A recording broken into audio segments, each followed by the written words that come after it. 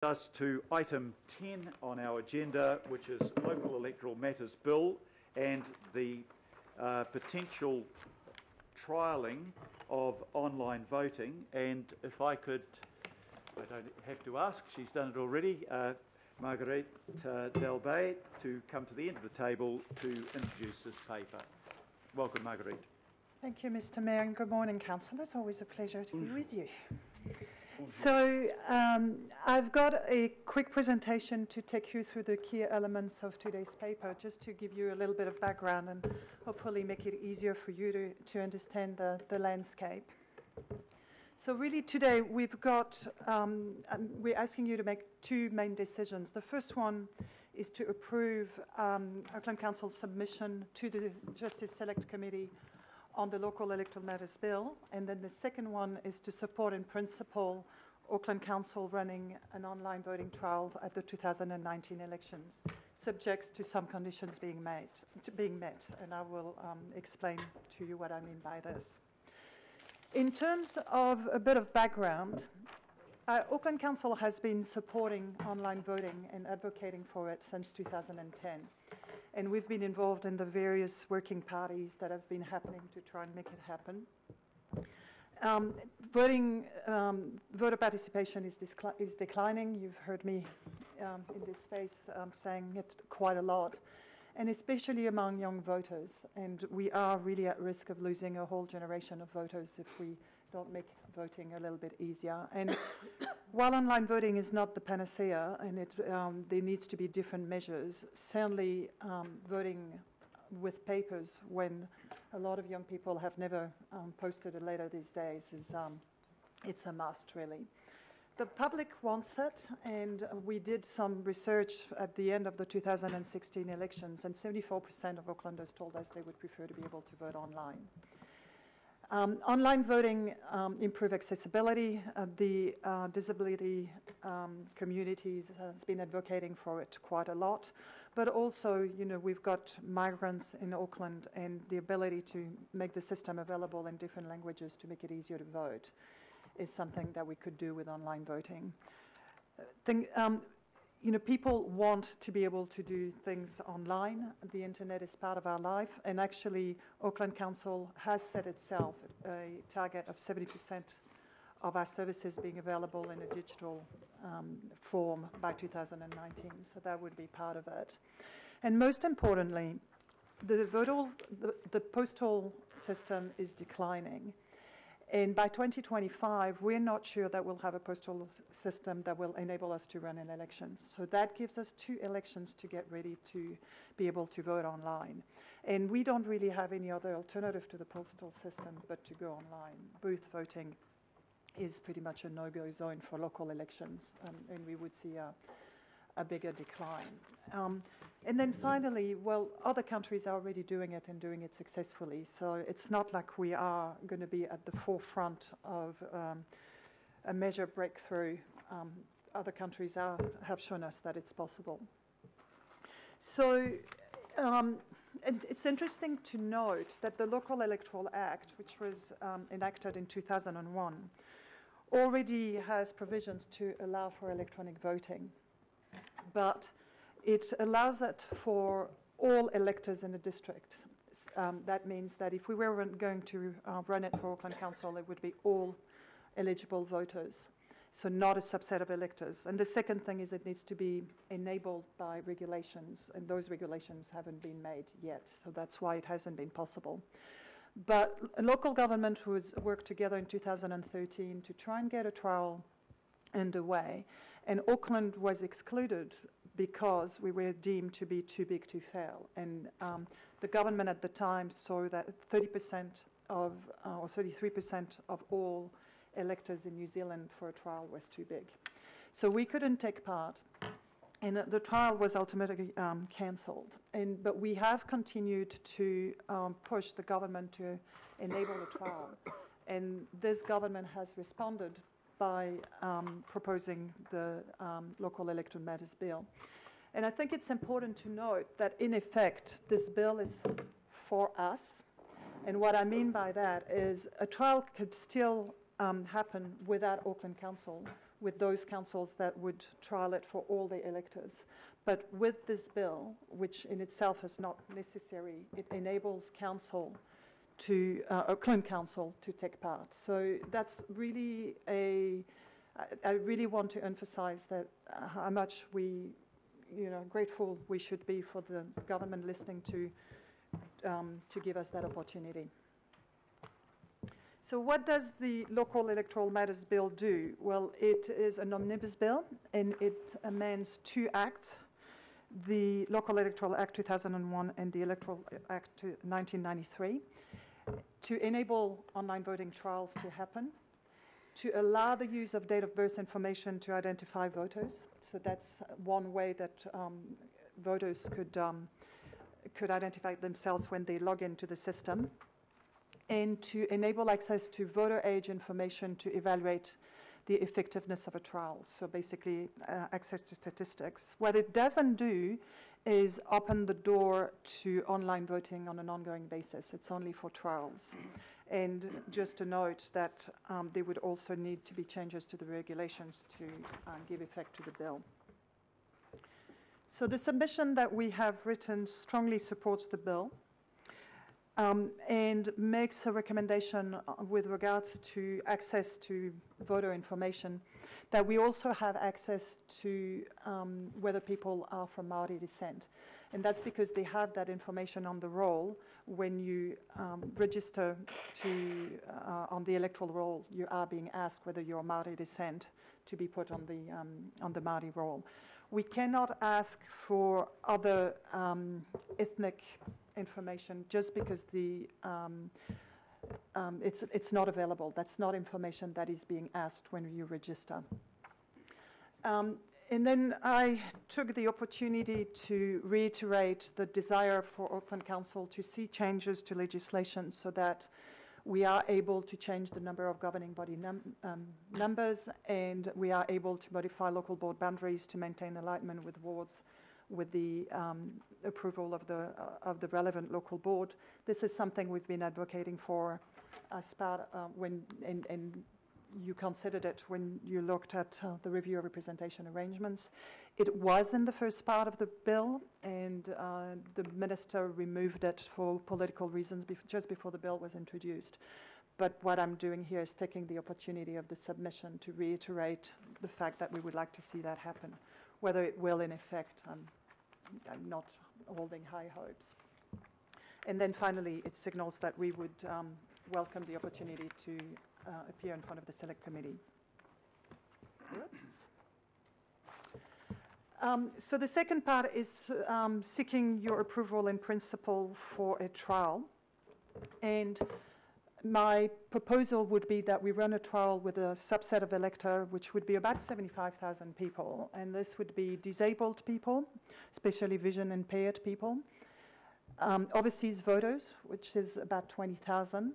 And then we would choose a ward or a local board area, so on average about 50,000 voters based on a set of criteria yet to be determined. And that would give us a nice subset of electors. So the conditions, and my strong preference would be that we form an alliance or a club with other councils to do one trial for the whole of New Zealand for those councils who are interested, just because we need to put our forces together and our money together rather than to scatter our efforts. So the 4 conditions of your in-principle support would be that the legislation and regulations are passed on time, that all the relevant risks are properly managed and mitigated, obviously the cost being acceptable, and I would come back to you with a much firmer proposal on whether to proceed or not once we've done the work. At the moment, I'm a little bit in a catch-22 position where I can't tell you how much it's going to cost until I've engaged with vendors, and I can't engage with vendors until I know that you want us to do this. So it's hence the support in principle. And just to note here that I would look at working quite closely with New South Wales, who has had a lot of experience and is now on their 3rd election running an online system. and they've done it very successfully. So in terms of next steps, once I get your in-principle approval, we would approach other councils to work together, and we would enter into arrangements either together as councils or through a third party and a commercial partner, and we run a selection process. We would work with DIA and sector partners to make sure that the regulations are passed on time, and then we'd get on our bike and start pedaling pretty damn quickly, because there's a lot to do and not a lot of time to do it. So time would certainly be of the essence. So that's the context, and I'm of course very happy to answer any questions. Thank you very much, Marguerite, not only for a very clear submission today, but for all of the work that you've put into this over a very long time, including with Local Government New Zealand. Look, I'm happy to move this to get it on the table, seconded by Councillor Chris Darby. There are three parts to the recommendations: the approval of the submission, the support and principle for online voting, and we have discussed that before, so it probably doesn't require an extended discussion, but that's up to councillors. But the other point is to appoint a member of the governing body to make this representation to the Select Committee, and I've had an approach from Councillor Richard Hills, who might epitomise that online voting is the expectation of the up-and-coming generation, but it's open to anybody else to nominate as well. But Richard has signalled his indication that he would be prepared to present the submission to the Select Committee, which I would be happy about. So if we can just begin with questions, can I just, one question to clarify, Marguerite, when you say one trial, that's one trial on a standard system, but it could be in a number of different local board areas, or one trial in one area?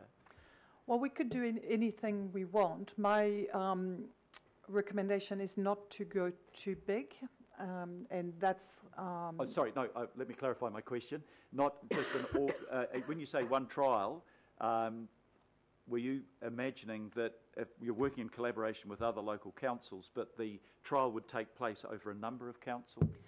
Yes, is that what you had in mind? Sorry, yes. So the collaboration would be to procure a system, and we would procure one system that we would all use, and then run it in our respective areas. So say the 8 councils that are currently interested in running an online voting trial, and you've got Wellington, Matamata, Piako, Hamilton, Marlborough, Selwyn, Palmerston North, Gisborne and Tararua.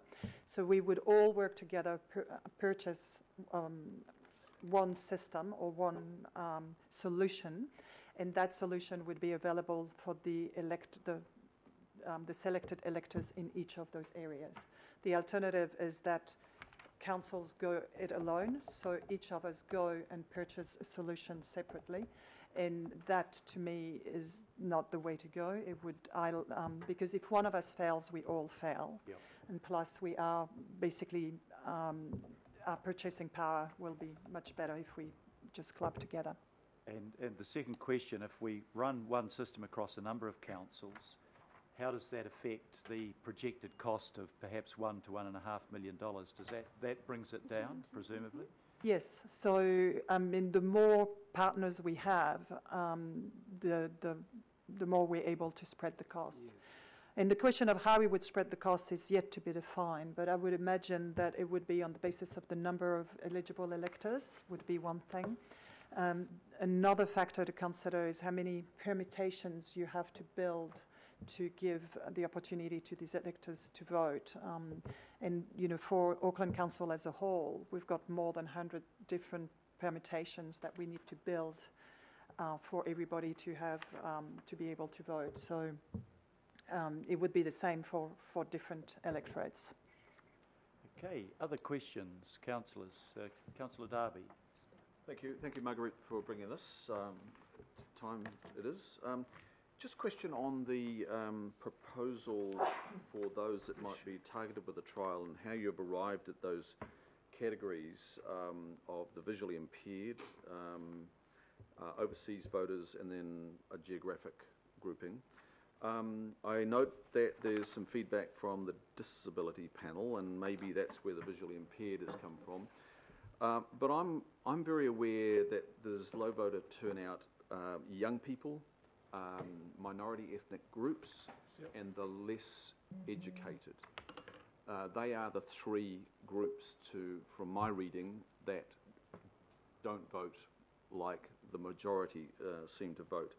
So can you just give us some idea of why you're arriving at those categories when maybe the research says we already know where the low voters reside, so why would we not target what the research is already telling us? So those categories have been the ones that have traditionally been used in other trials, just because they're relatively sort of easy to put your arms around if you want. But if we do get the ability to use date of birth through that bill, we could very well look at making it available to anybody, say, younger than 30, for the sake of example. So, and that's, to be honest, that's not something I had thought of, but we could definitely look at that. So certainly more thought can be given as to what those subcategories would be. It needs to be practical in terms of targeting, but it's certainly not set in stone. Okay, thank you. Thank you, Chair. Thank you, Councillor. Councillor Newman. Marguerite, so I'm quite agnostic on this one, but the cohort of voters where we have the highest level of participation are the oldest voters, and on the basis that we have an online voting option which is complementary to postal. That's what you're proposing? Yes, it is. So do you have any expectation of any sort of switch in voting methodology across the cohort where we already have a high level of participation? I get what Councillor Darby is saying, but what I want to do is to ensure that we don't start to lose those voters that already do participate because they are confused about there's a new way of voting. The postal's still there, but you know we're encouraging people to do it online, where people aren't necessarily participating in online transactions. So, is there any sort of information there, or it's just basically it's going to be an option for them, and they can pick and choose? And we would anticipate that most of those voters in particular would probably stick with postal. I'm sorry, I don't have the numbers just with me here, but when we did that survey after the 2016 elections, we did look by age group at who told us they would prefer to vote online. And from memory, it was certainly more than 50%. I think from memory it was 60% of people towards the sort of the older cohorts were still indicated that they would prefer to vote online. So. Okay. I think the perception that older people might not want to use the system is not necessarily true. But obviously, we would need to be very clear about the fact that voting online is an option, but that they can continue to use paper if they want to. And indeed, it would be an important one because we would need to ensure that people don't vote twice. Yes. Okay. Thank you. Councillor Kathy Casey. A comment and a question, Marguerite. First of all, you're welcome to use Albert Eden Roskill as your trial place because we have one of the most diverse communities in Auckland.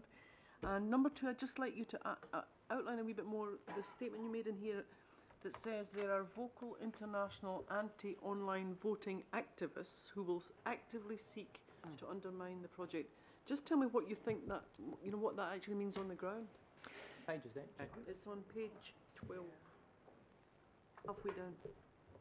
So what we are seeing internationally is there is a group of people who are very vocal about saying that voting online is not secure, and that we shouldn't use it. And every time there is an online voting either trial or election happening, they do get very vocal in the media and on the internet, saying you shouldn't, trying to discredit it. Now, no IT system is 100% secure. The banking system is not. The census was not 100% secure. It's a fallacy to think that we can make it 100% secure. But there's also a lot of systems that are being used every day to do some very sensitive transactions that are working successfully. And so it's all about how you build the security of your system to start up with, and then how you just watch what risks are happening and how you mitigate them when they happen. But if you talk to New South Wales, basically every time they do something about online voting, you will find naysayers in the media telling you that this is not a good idea and it shouldn't be done. So it's a matter of really being transparent and clear and working with all the different stakeholders to take them on the journey with us and actually reassure them that we're doing everything we can to make the system secure, and involving them and actually listening to the concerns that they have, because that's helpful to build the resilience and the security of the system. Thank you. Councillor Wayne Walker. Sure. A particular concern that I'd put to you is if there's some form of online voting, effectively you've got a whole nother medium that we're dealing with, and there are a whole range of costs associated with how you promote that, how you engage with that, in order for online to be successful.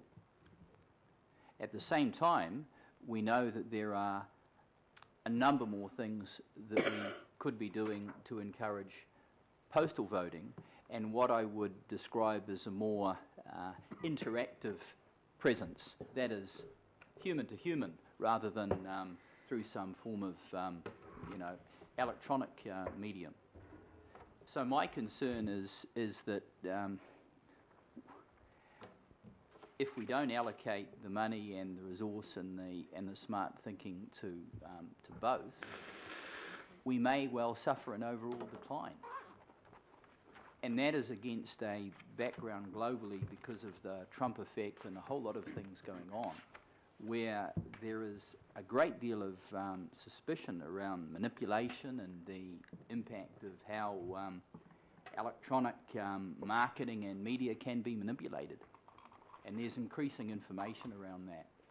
So I really want to be assured that in any trial that we're not going to downsize the postal presence and the interactive engagement that we're seeing less and less of in our society.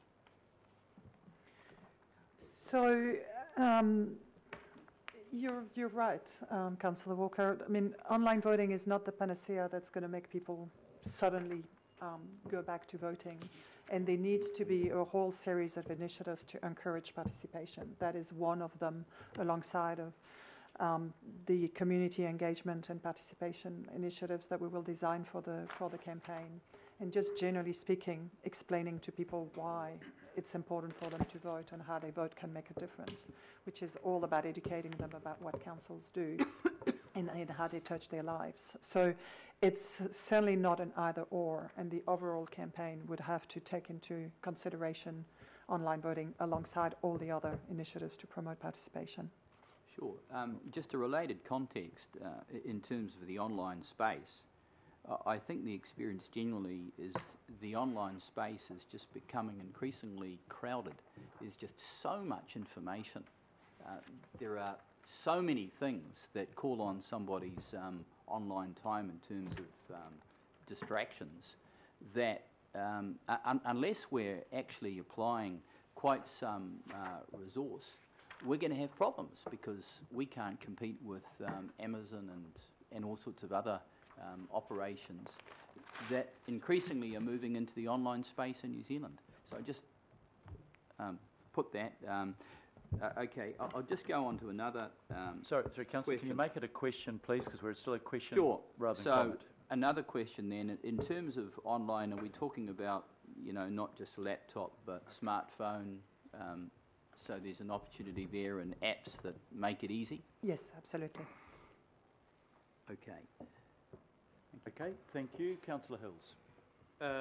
Yes, thank you, Marguerite. I'm obviously supportive of the online voting component. Are we talking about the rest of the submission yet, or after the... Yep, the whole submission. Okay, so I'm pretty happy with all the other recommendations, apart from I still have concerns around the one about if someone quits within 12 months of an election, how that works. Because on paper it sounds good, yes, we save $100,000 on a by-election, yada yada, but if, and obviously people know my politics around here, but say Desley quit 3 weeks or 2 months or 3 months after the election, Orake would have a Green Party councillor. And not saying that that's a good or a bad thing. Not saying it's a good or a bad thing, but that a very only a small amount of that community wanted that Green Party councillor. Yeah, so it's not It would democratic. still cross the threshold of 20% of the winning candidate, but would that? I would just worry what it could throw up. I mean, maybe in the local board space where the votes are quite close quite often, but sometimes in a local in the wards for councillors, you could get quite a different councillor that has not got very wide support of the community. And I would just be concerned, it could happen in the south on the opposite way or the west, or, whatever. But We don't have opposites. Okay. you know what I mean? Like, Yes. so I get the sentiment of it, but I do wonder what that means to that community. They'll have 2 years where 90% of the community did not want that person as their councillor or whatever. Okay, so there is, it's a little bit confusing in that you've got in your agenda a covering paper that sort of gives you the recommendation, an appendix which is a submission on the bill, and an appendix to that appendix which is our 2016 submission to the then Select Committee on the inquiry of the 2016 elections, which never happened. So what you're referring to is in that 2016 submission, which we've appended to the current submission that we're making. And the reason why I've appended it is because I just wanted to show the Select Committee that online voting has been on Auckland Council's mind for quite some time.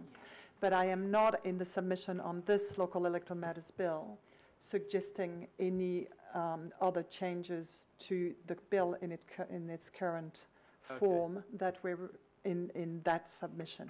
Does that make sense? Yeah, no, it was just because the agenda, the item was called I know. amendment and local attachment, voting. So yes, I was like, it's- which? Okay, no, that's fine. It's confusing. So that's just information only, basically. Yeah. It's not.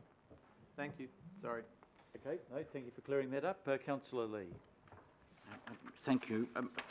Starting at the beginning, may I again respectfully request that when we send these documents off to Parliament, that in regard to the mihi, which appears to be obligatory, that we have a mihi that is somewhat less boastful than the one that proclaims Auckland the envy of thousands, famed among the multitude, unique in the world, etc., etc., etc.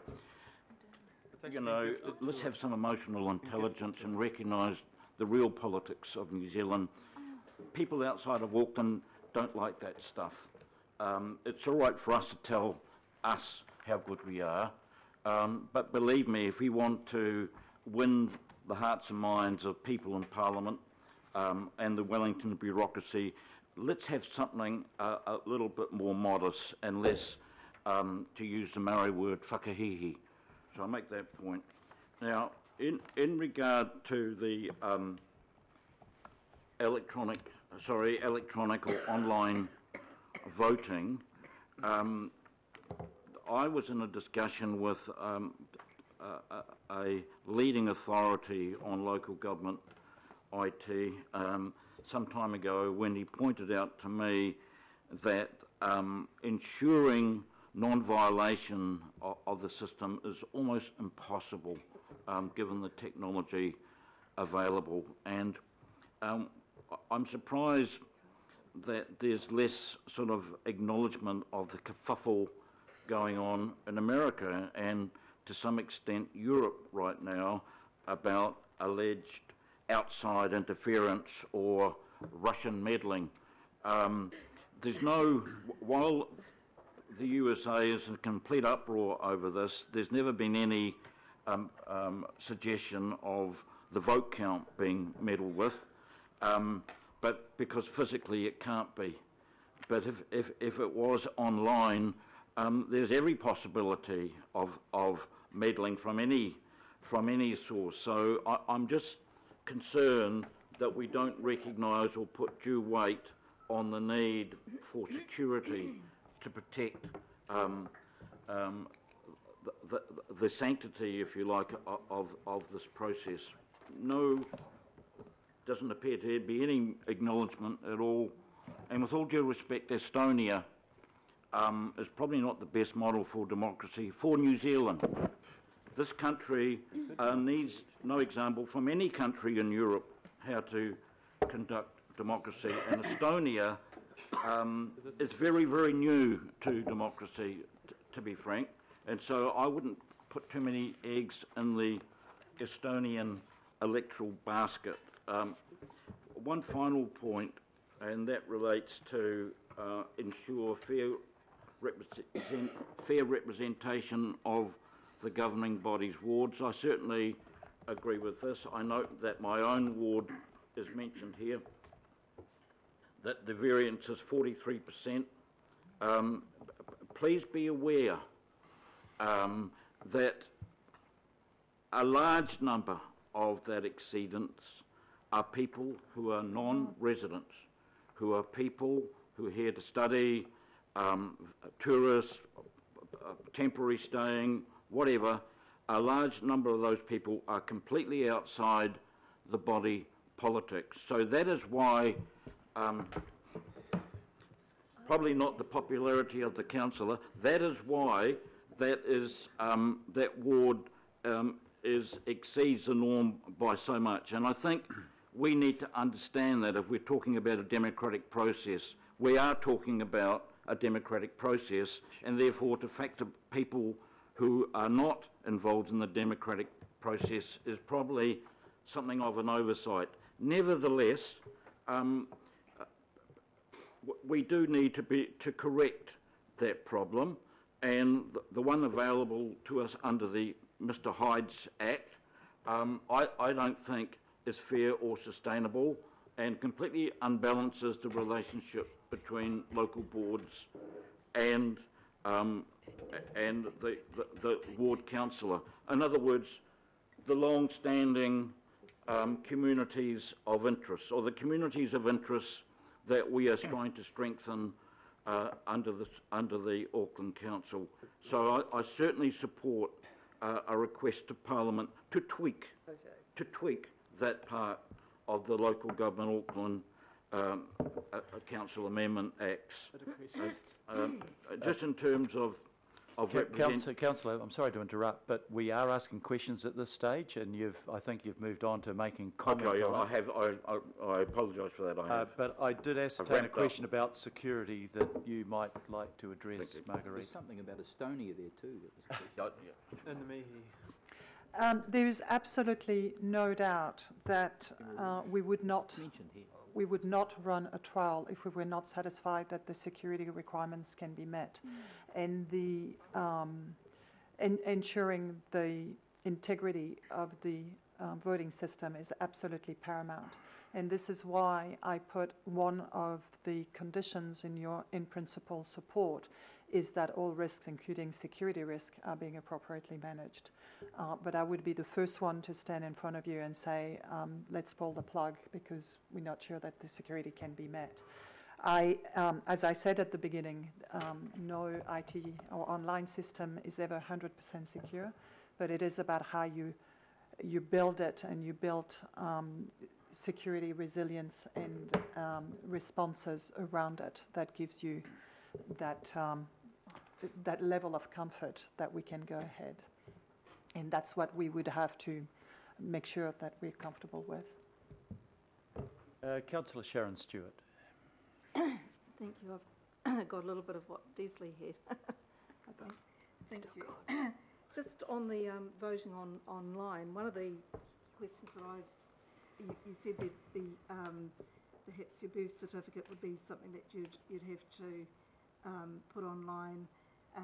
What about proof of where you reside? Because that's another thing. I know in some countries that there has been a lot of fraud picked up from online voting because they've then been able to find that the person's not actually residing at the place that they've said that they were residing at. So, there's it opens up a big can of worms. So basically your question relates to what we would use to authenticate people. And there are different ways, and that's one of the decisions that we will have to make if we decide to run a trial. So everybody will get their voting paper in the post anyway. And so one channel to get one identifier would be a number on their voting paper. And then there needs to be a second identifier. And that could be your date of birth. So that's what the bill is making possible. It doesn't mean it must, but that would be one thing that we'd be able to use. Or we may actually decide to be more secure that we ask people to pre-register so that they have to actually put some credentials with an own password online beforehand, which is what a banking system, for instance, asks you to do when you've got a two-step process where you first need to register. You get a confirmation email, it does give you another code, and you would use this code plus the code that you've got on your voting paper to then go and vote online. So the whole authentication process is part of the work that we would need to do to decide how to do it securely.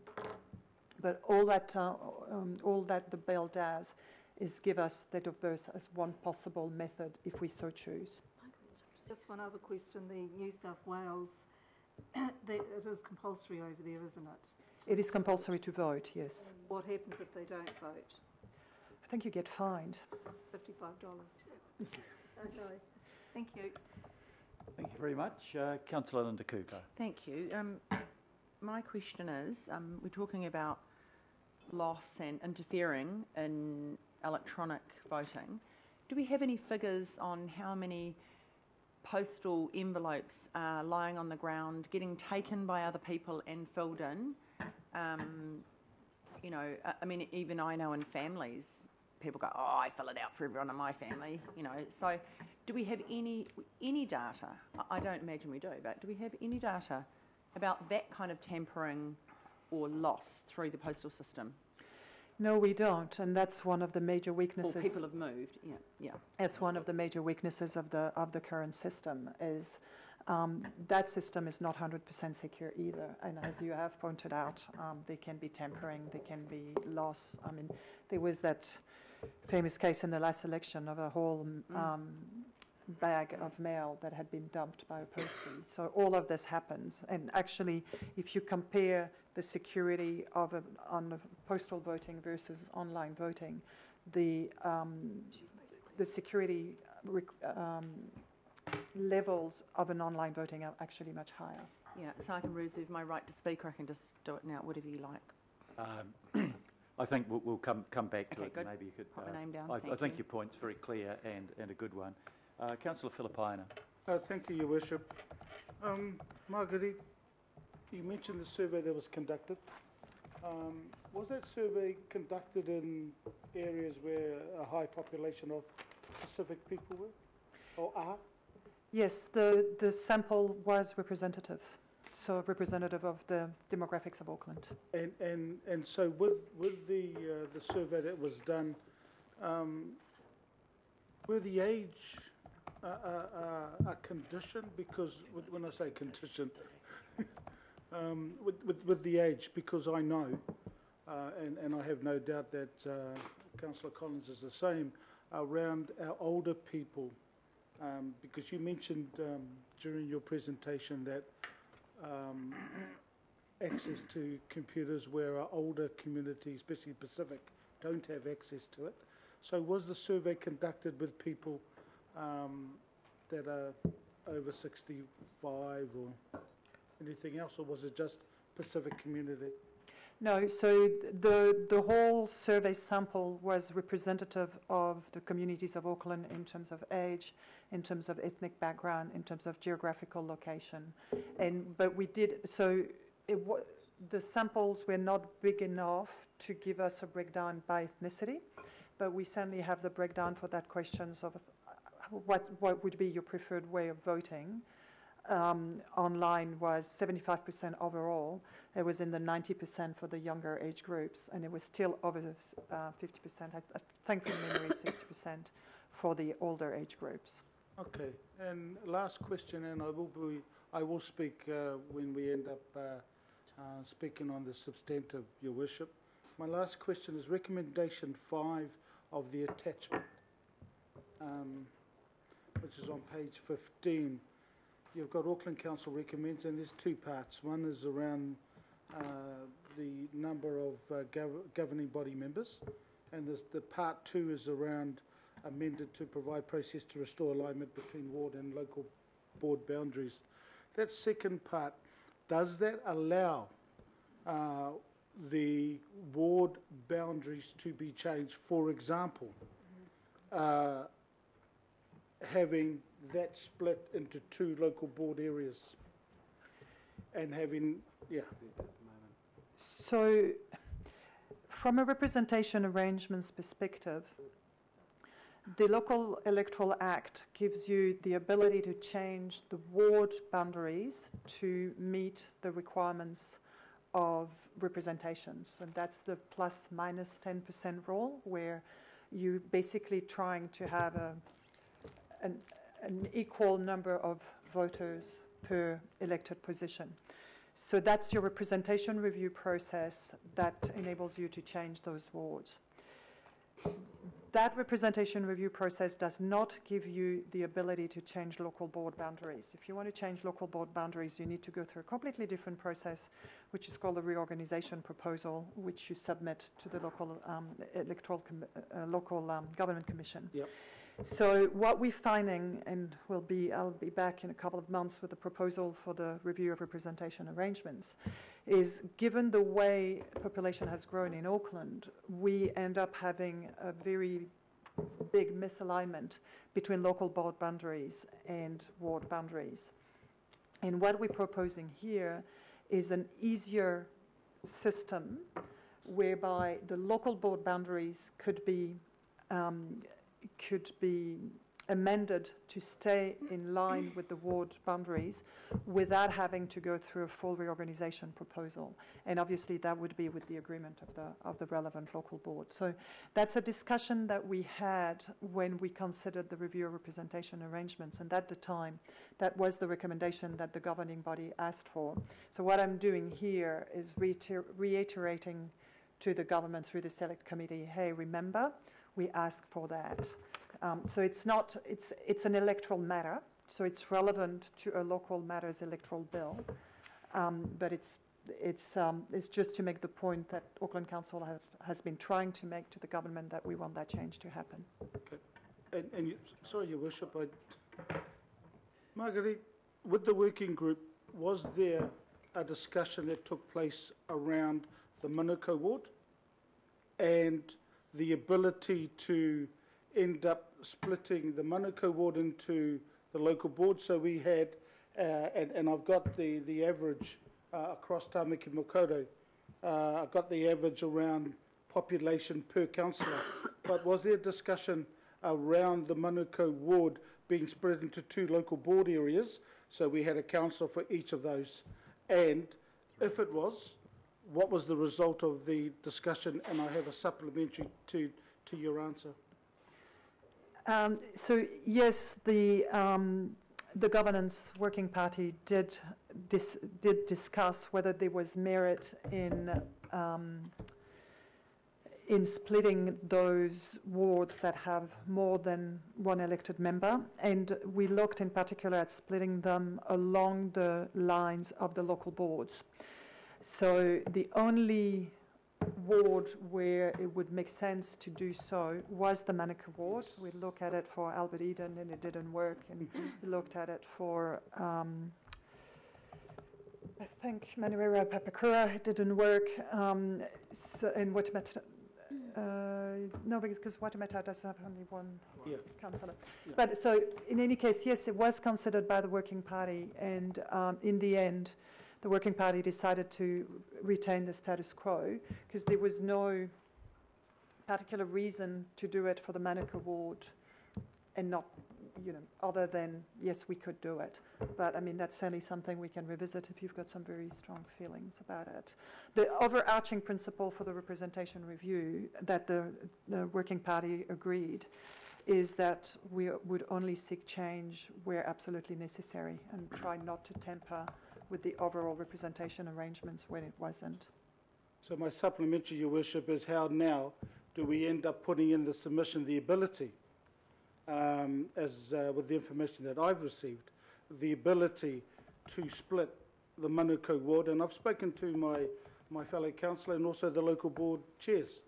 So what process is there, and Marguerite, might be to you, or what process is available for that to happen in the submission? This has nothing to do with the submission. The ability to split the ward is an ability that exists in the Local Electoral Act at the moment.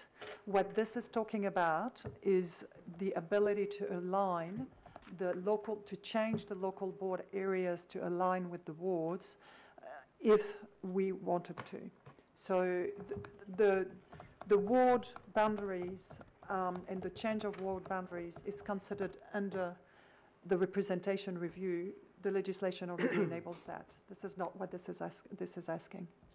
Thank you. So what Councillor Greg process is there Sayers. available? Sorry. Sorry. I know there are questions, Your Worship. It's just, I know. Oh, look, I'll wait for my speaking turn, and then I'll put the argument in front of the councillors around here. Yeah. I think the important answer that you got, Councillor, was that this submission doesn't deal specifically with that issue. Sure, That yes. right to split a ward already exists. This is simply about realigning a ward with the local board area. That's. Got- No, but you could Yeah, refer to yeah, that in your comment I'll if do you that feel when the I need speak. to. Councillor Greg Sayers. Yeah, thank you, Your Worship. I have two questions, Your Worship, and two from my fellow councillor here, if I'm able to indulge you to ask those questions through me, Your Worship. Got no voice. It's no voice. I've just got them written beside me. I'd charge a commission though. All right. Well, thank you for that indulgence. So, Marguerite, two questions, and it's really picking up on the points that Alf's just made. Oh, sorry, Councillor, and Councillor Darby, and around one. Definitely, we need to lift participation rates, and particularly with the youth and our ethnic minority groups. So, I'm supportive of this recommendation, but I'd just like to flesh out these two questions.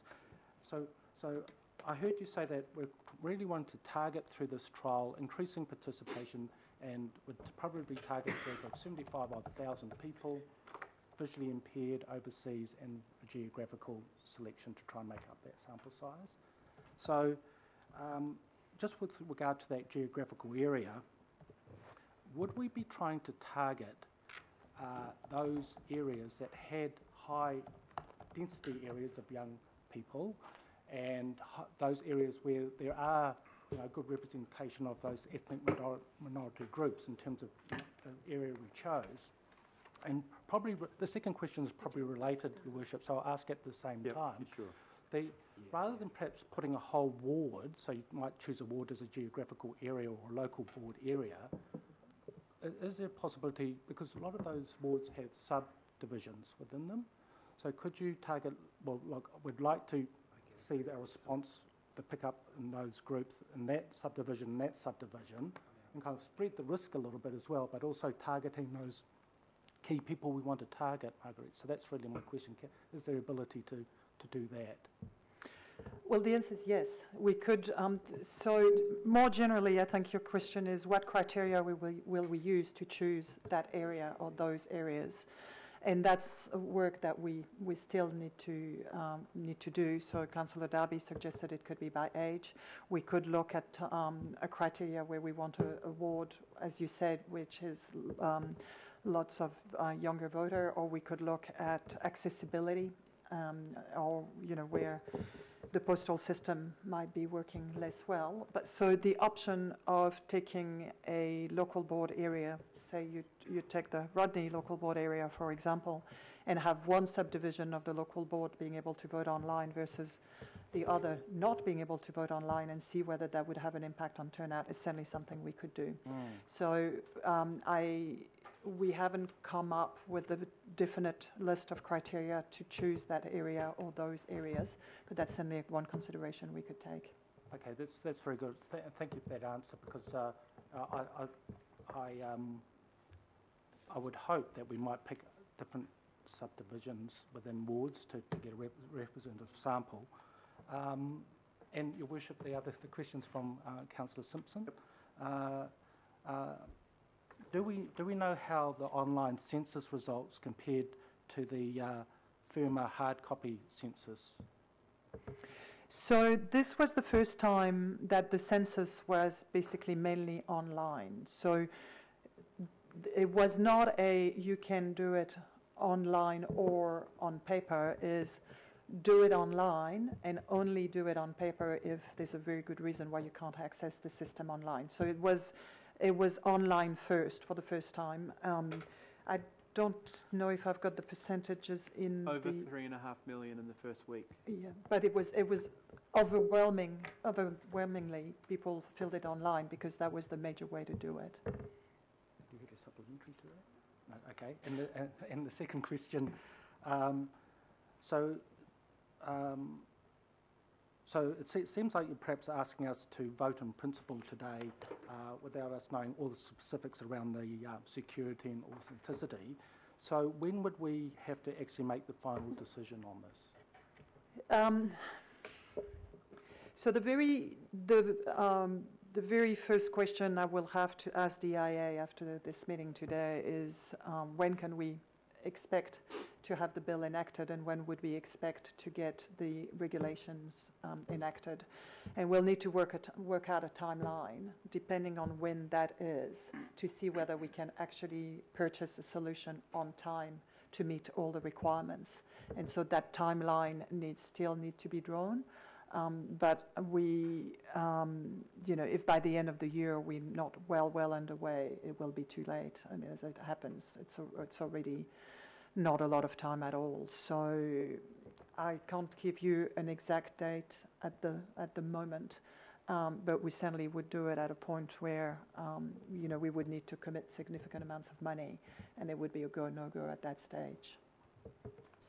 Can I just emphasise that what we're asked to do today is give support in principle, and before any trial would go ahead, it will come back to the governing body for approval. So the things that we don't have answers on at the moment, we would have answers on by the time we gave a final check off or decline to do so. Your Worship, if I may, so just to answer Councillor Hill's and Councillor Filipina's questions, I've got the survey breakdown here. So the question was, what would be your preferred way of voting? In 18 to 24-year-olds was 85% in favour of online voting, 25 to 34, 78%, 35 to 44, 80%, 45 to 54, 74%, 55 to 64, 70%, and 65 years plus 55%. Great, thank you very much. We've still got 3 questions to go at least, and we've taken an hour over this, but it's an important issue. Councillor John Watson. Yeah, thank you. And I've just got a very simple, straightforward question. Obviously, this is all designed to try and increase voter turnout, and in particular young voters. Marguerite, could you just remind us why the turnout for national elections is virtually double that of local body elections, and where people have to physically go, in most part, to a single location on a single day to register their vote? So why Why is there, what does the research tell us why there's just such that massive gulf in voting turnout? I don't know if research tells us, among the different reasons are the fact that, well, it is postal and not booth voting. There is less understanding among the public about what their local body does compared to a national election, which is, I think, much better canvassed publicly. It's quite a lot more complicated. You actually have up to 7 choices to make between the mayor, the councillors, and if you're in a ward that has more than a councillors, your local board, your DHB, your licensing trust. And you know, traditionally the turnout has been lower, but postal voting for local body elections was introduced 20 or 25 years ago to try and help boost voter turnout because booth voting was going down a lot, and it did. So thank you, Mr. Mayor. I think there's a number of very salient points there, and I'll reserve my right to speak to them. Thank you. Councillor Richard Hills. Yeah, so sorry, I thought we were supporting in principle and then trusting you for the rest. So it is coming back to us for a final. That was your plan. C4 of the recommendations indicates that. All right, sorry. The other question I had was, and I do worry, I understand the security, but I do worry that we become a little bit overzealous on the who are you, where are you from, because we don't do that in central government booth voting. You can walk in, and I support that. You don't have to show ID, you don't have to prove who you are. It's just very illegal if you vote for someone else. But we don't, you know, because it can be a huge barrier for people, the people we're trying to get to. The other thing is we don't know if people are voting who they are on the postage as well. So anyone can pull anyone's thing up their letterbox if they do, or someone can vote for the whole household or whatever. So there is no proof that whoever voted on those, apart from the trust. So I understand the security of hacking and all that sort of thing, but I would hate for us to add more barriers just because it's online and it has a facade of being, oh my gosh, this is going to be terrible, everyone's going to be voting for. I would hate for us to be, you know, birth certificates, date of birth, addresses, whatever, but then we will lose all the people we're trying to target, just like you would if we forced everyone to show their ID when they walk through the door on election day. So I just want to be clear that you'll be working and we'll be working on, especially if it's the future way to vote, that we don't end up putting up voter ID barriers to every person who votes. So you're right, it's a happy medium between a secure system and a system that is easy to use. Just to clarify, there is no mention of birth certificate anywhere, so that's not on the table. It's about finding the right balance between accessibility and security. Okay, yeah, I just, yeah. Valid point. I think some of the points that are being made around the table are speaking points rather than questions, but Councillor Fesso-Collins. Thanks, Chair, Mr. Mayor. Just on the, I just wanted to come down a bit on the census experience. I worked with the community engagement group from Stats New Zealand to try and get a bit more coverage around in Manukau. I was wondering, have you had any feedback from them with regard to specific areas where voting has been low and census data pickup has been low, because they often correlate? Have you had any feedback from the census experience? No, I haven't, but certainly we will definitely engage with Statistics New Zealand to share the experience. And actually, I was meeting this morning with Deloitte, who was the partner of Stats New Zealand on building the system, and they gave me a lot of very, very useful information on the do's and don'ts and how they went about it. But on that very specific point of different communities, no, not yet. And just my final question, I was just wondering if there's any scholarship in relation to, in the report it talks about the voter experience, if there's any scholarship particularly around communities that don't necessarily vote, because it says it's got broad themes like it improves the experience of voters, but does that actually in the research tell us that that experience is bettered by the online experience? So, well, not directly, because nobody's tried it. The only people who have tried it are actually our kids through the kids voting trials that we did in the last couple of elections. And so we did do a review after the kids' voting experience, and I think the number is definitely in our submission, but from memory, it's 74% of the kids told us that they find it easy to vote online. Cool, awesome, thank you. Thank you, Councillor. Councillor Josephine Bartley. Thank you, Mr. Last Chair. question. Oh, okay. And through you, I just want to know, you know your survey results. Was that survey online? Good question. I'm going to have to come back to you on that one. I would need to go back to the survey methodology to have a look. Yeah. Okay. Good question. That was a very good debating point. Sorry, do you have a further question to that, Councillor? I actually would like some more information about why poll boothing wasn't considered a practical option, because I find what is important is consistency, and you know, the fact that you've got two different voting methods does make it difficult for people to actually figure out what's going on. And the feedback I had on the ground, because we just finished the by-election today, is people saying to me, oh, where can I vote? Where can I go and vote? So, and people are going to GI Library because that's where you drop your vote off, but they're going there wanting to vote there. So so yeah, my question is, any more information on the poll So booth? in 1992, so as I said before, postal voting was introduced to try and reverse the decline in booth voting in the local body elections, which was the previous way. And in 1992, the Hutt City Council tried to revert back to booth voting, and their participation rate declined from 46% to 26%.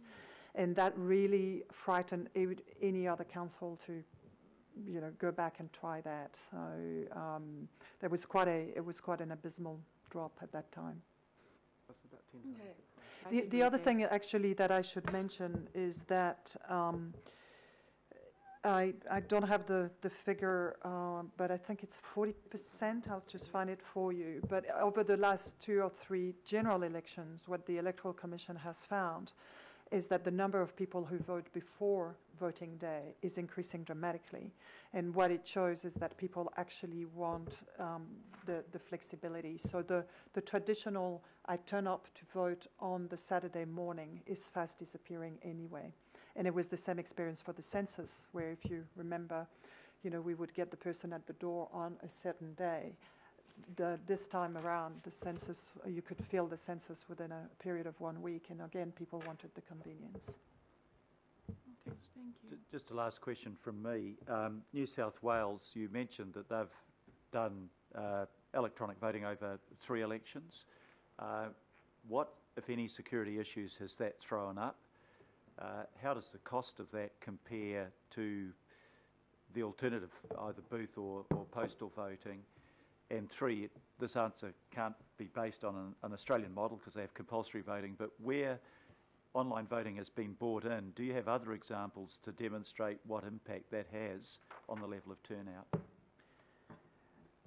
So on the first question about security issues with online voting, there was a controversy in 2015 or 2016, where an academic group did say that they had been able to hack into the system. What the New South Wales Electoral Commission answered is, yes, you found one weakness in the first layer of access, but there were other layers to deny you access afterwards. And, well, thank you very much for letting us know, because now we've closed the loop. So it's the way your system is built, where you've got several firewalls on, you know, different levels of security, which enable you to stop those attacks at different levels. So they were certainly very, very confident, absolutely adamant, actually, that their system was secure and that the election had been run securely. Your second question was about cost. They spent a lot of money, and from memory, it's about $6 million Australian dollars to build that system for New South Wales. So they put a considerable amount of of resources in the system. And there is no doubt that online voting will make elections more expensive before they make them cheaper. So because the fact that we are still offering both systems mean that it's an extra cost. But over time, as we phase out postal voting, it will make elections cheaper. Over what period? Well, will depend on when we decide to decommission postal voting. And can you remind me of your third question? Yeah. What evidence is there around online voting about increasing participation in systems other than Australia where it's compulsory? Not a lot of, I mean, it's not a, I don't have statistics that can show you that one place had a certain turnout before they introduced it and then it went up, because every system has been introduced just little by little. But that's one of the reasons why we're so adamant that we need changes to the Electoral Act, so that we've got access to as much information as we can, so we can see whether it, but there's a lot of research yet to be done in that space. The trial will actually do that, I suppose, is the short answer. That's exactly what we would like to try and establish, yes. Thank you, councillors. Look, it's time to debate this. I don't want to curtail the debate because it is a significant issue, but just to remind us that we finish at 12:30, and if you want lunch between that and the workshop that follows it, if we can try to just keep the comments down to exactly what is necessary. So, speaking list, waiting to speak, Councillor Fletcher. Well, thank you, Mr. Chairman. And I'm not going to support this in principle today, but in speaking to it, I firstly want to put my credentials on the table. I do not support postal ballots and have not.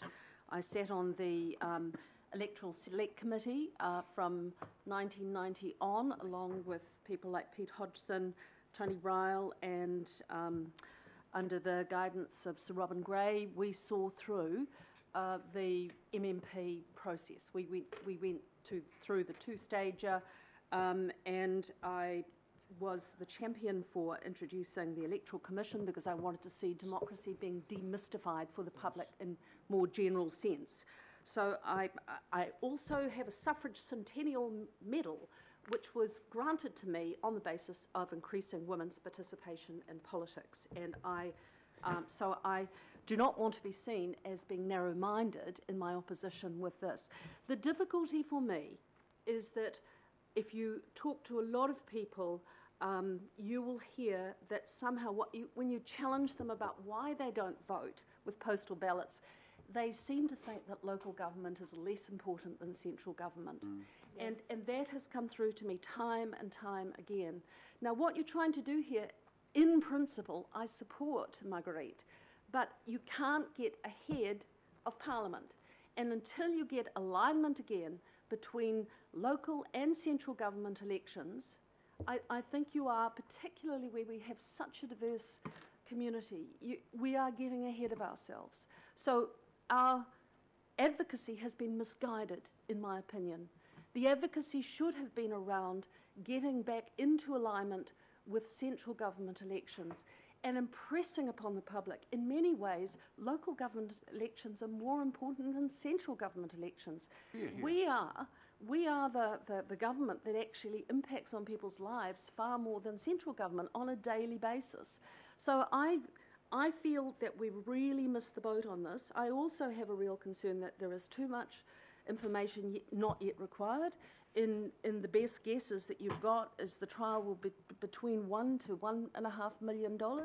It is not budgeted for in the current LTP.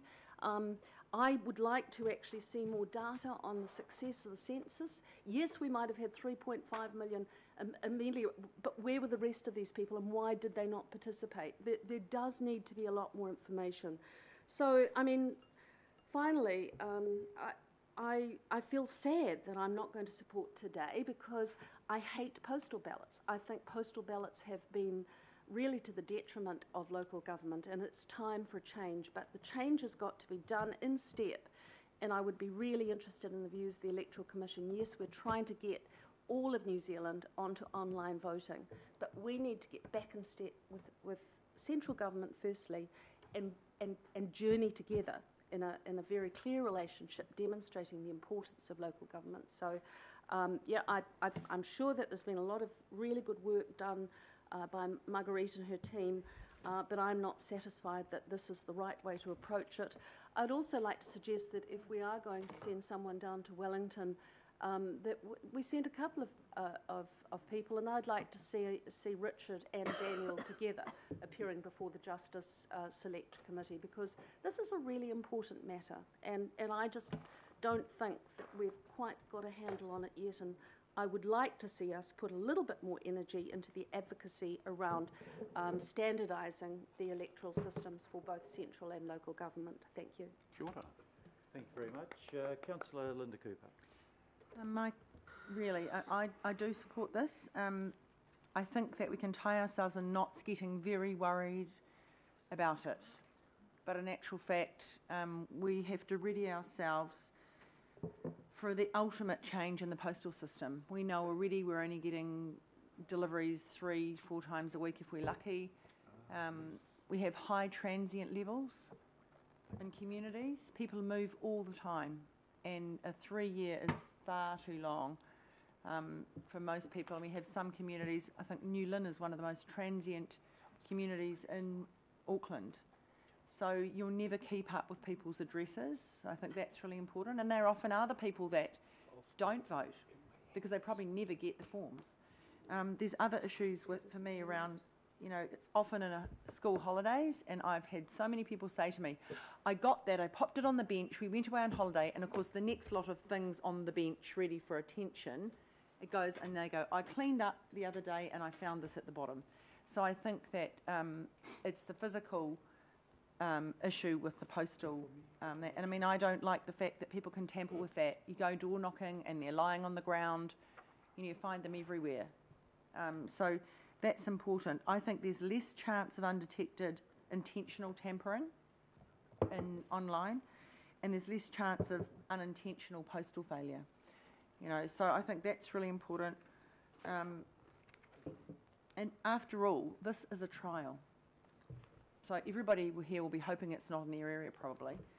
But the reality is we've got to do a trial, we've got to trial it. There's nothing in this legislation that says it can continue. We've been told the safeguard is there's another piece of legislation to make it permanent, but we'll have some evidence then to work on it. But, for me, I think we've got to go there.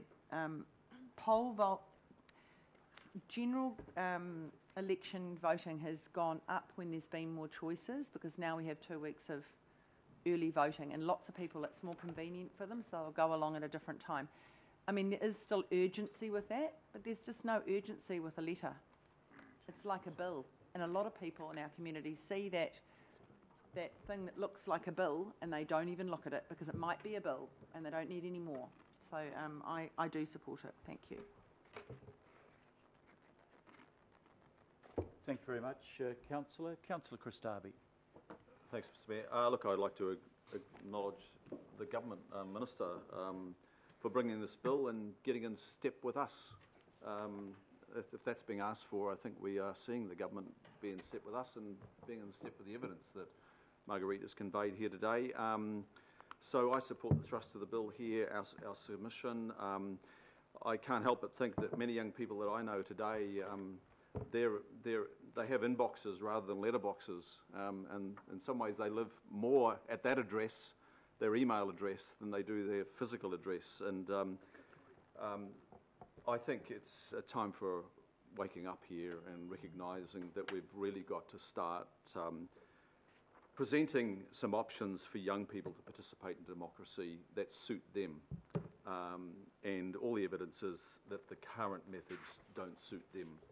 So I'm keen for this. As Councillor Cooper said, this is a trial. We're not jumping into this, and it's our support in principle here today for allowing a trial, and there's a lot more work to be done. And if we chose to take a trial at this council, we'd be around this table looking at a lot more evidence, and we'll have that opportunity. I'm particularly keen to see the category for a future trial, possibly, to be young people 18 to 30. I'm particularly keen to see minority ethnic groups, and of course that is Māori, where there's a low voter turnout, and our new Aucklanders, the diversity of these new ethnic groups in Auckland, many not too new actually, for those to be taken into account.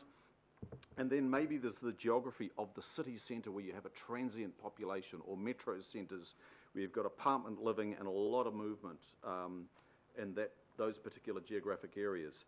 The other points raised in the submission I also support, and let's not overlook them.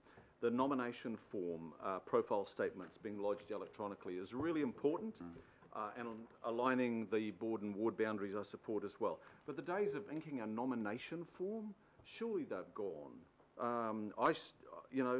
Doing those with a big pen every 3 years is rather strange, and it's getting stranger by the 3-year cycle.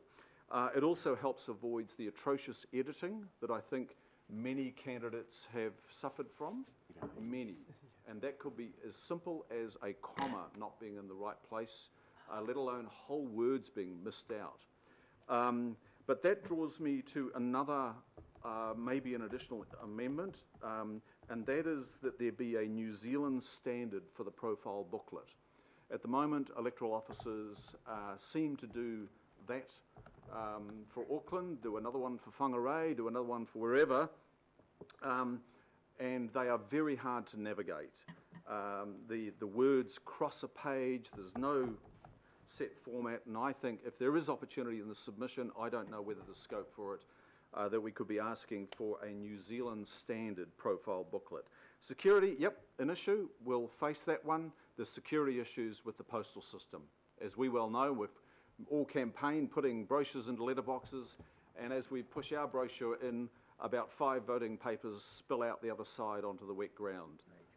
We come across multiple dwelling units with voting papers on the ground. Of course they're there now.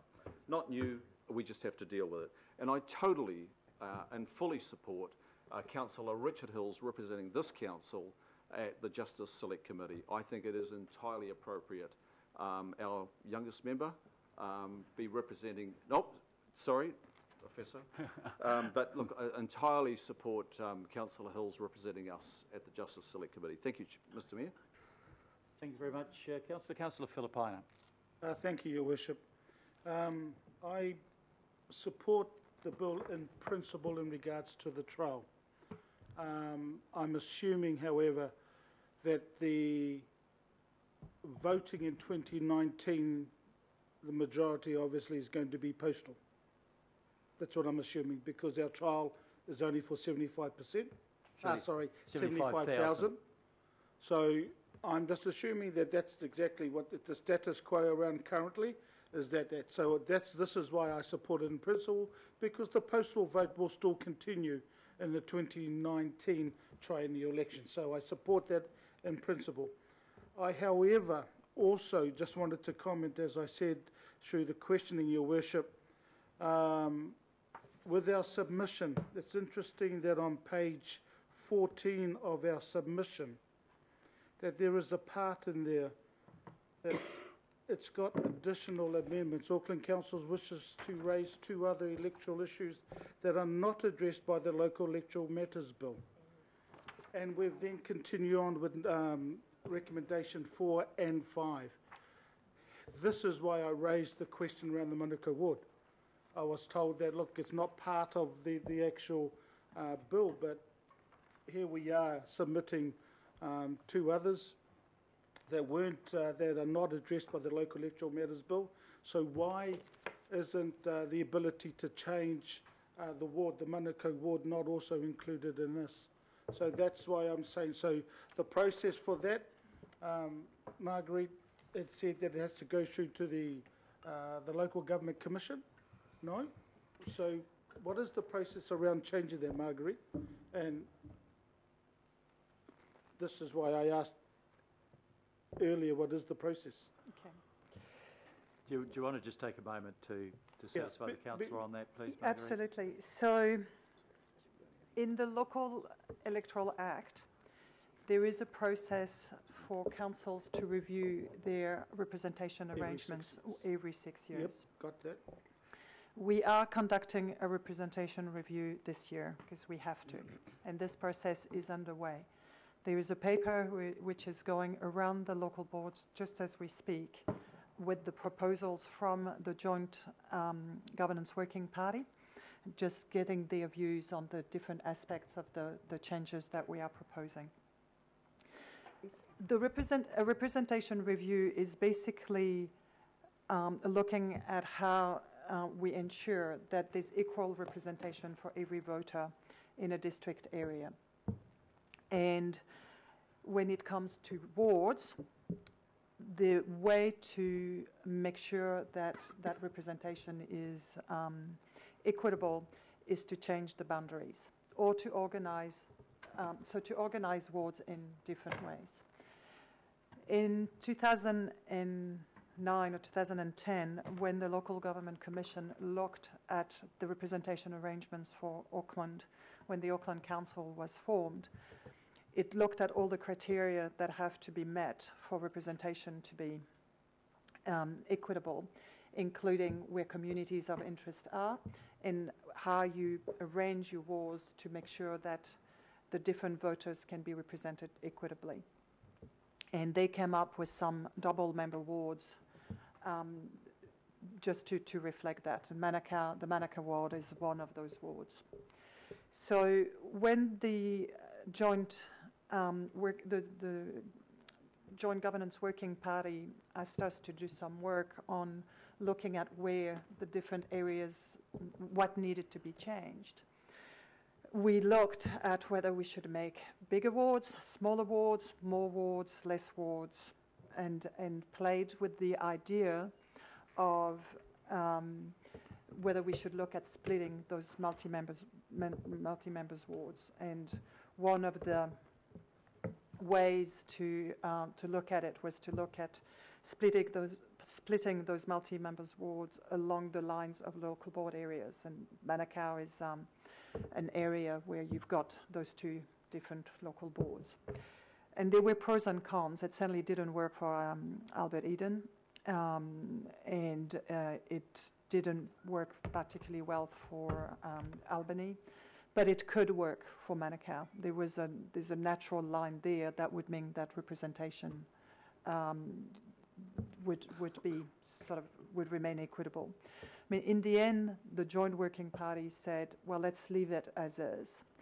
But we are absolutely in the process of reviewing those arrangements now, and if there was a desire by the governing body to split that ward as part of our representation proposal, there's definitely an opportunity to do so. Okay, thank you. And so I'm going to close, Your Worship, and I think with the trial, the 75,000 trial is what's key from my perspective is the fact that we do get the cross-section that Councillor Darby mentioned.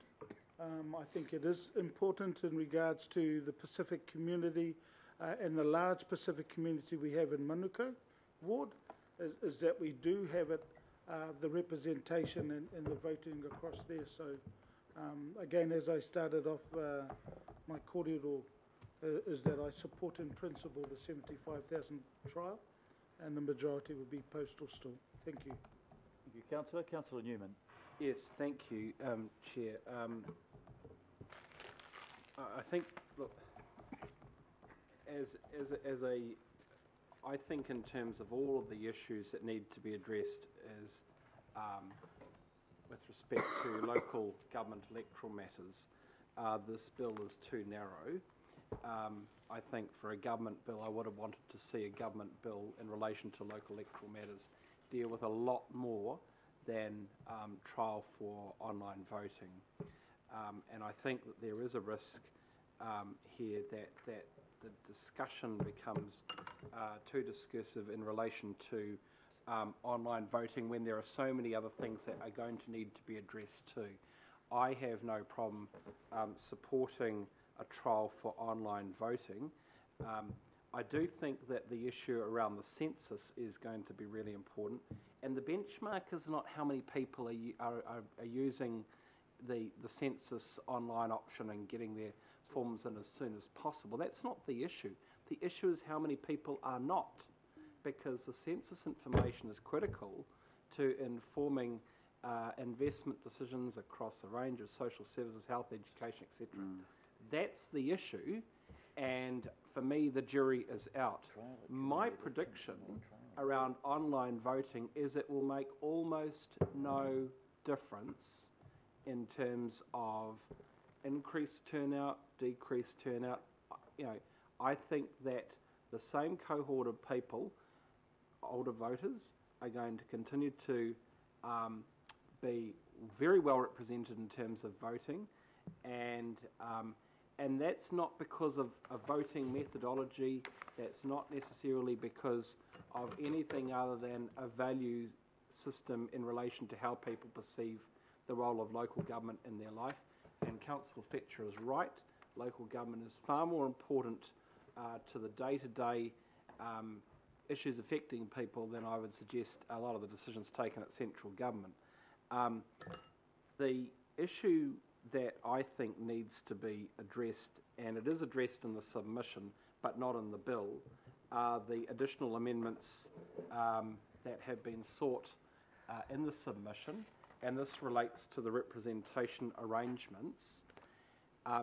And for that reason, Chair, Your Worship, I had mused about proposing that Councillor Wayne Walker appear before the Select Committee on this matter, or if not Councillor Walker, someone from the governance, the Joint Governance Working Party that's having to address some of these substantive issues at the moment. I do think that we need someone who's on that working party to present the submission as well, because you know, we do have a conundrum at the moment in relation to the likelihood that we're going to have to decouple the wards and the local boards, because the bill doesn't address the ability of us to ensure that we can adjust local board boundaries where appropriate. That is a substantial issue that needs to be resolved. It's not addressed here. The number of governing body members is not addressed in this bill. These are issues that are important. They are not addressed in the bill itself, but they need to be addressed via our advocacy. Alf, I acknowledge your comments in relation to the Manukau ward representation. I think that will be, I would expect that there would be submissions from the local boards, and I would expect that, I'm assuming, I'm foreshadowing that there'll probably be some amendments put up by councillors from the Manukau ward in relation to representation and ward splitting when that comes back before us in September. But I think that those arguments would be better, would be addressed, helpfully addressed, if the bill actually picked up the recommendations that have been set out in our submission from para 73 onwards. So, Your Worship, the last thing I'll say, Your Worship, probably, look, I think that there are 3 wards that are candidates for online voting as a trial: Rodney, Franklin and Foe. And I think if you're going to have a trial where you're trying to get a broader cross-section of Auckland, it's probably going to have to be in the Foe ward, actually. I haven't talked to Councillor Clough about that, but it'll have to be one of those 3 wards. And that will have to be a matter that's thoroughly researched to ensure that we address concerns about security. So, Your Worship, just in conclusion, Your Worship, I'm available. Yeah, I don't mind going to the Select Committee to talk about some of these matters, but if not me, in addition to Councillor Hills, I think it would have to be another member of the Joint Governance Working Group that's considering these matters that are addressed in our submission but not currently picked up on in the bill. Thank you. Councillor Hills. Yes, thank you. Obviously support the recommendations, but I think it's important to say what this is and what this isn't. This is just another tool to help potentially more people vote, but also help people who are currently voting to maybe vote easier.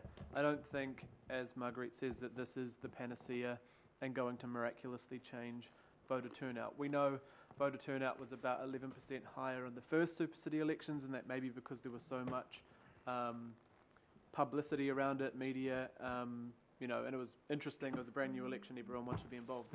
That did kind of drop down for many other reasons. All the studies show that the main reasons people don't vote, especially young people, is they don't understand, they forgot, or they uninterested.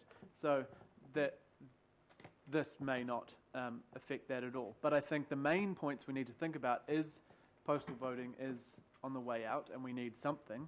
I couldn't even tell you where my closest post box is anymore. I know there's one at the mall, but that's about it. The other thing is, I think anecdotally, the feedback I have, especially from younger people during the campaign, is, I'll do it online. Can I do it online?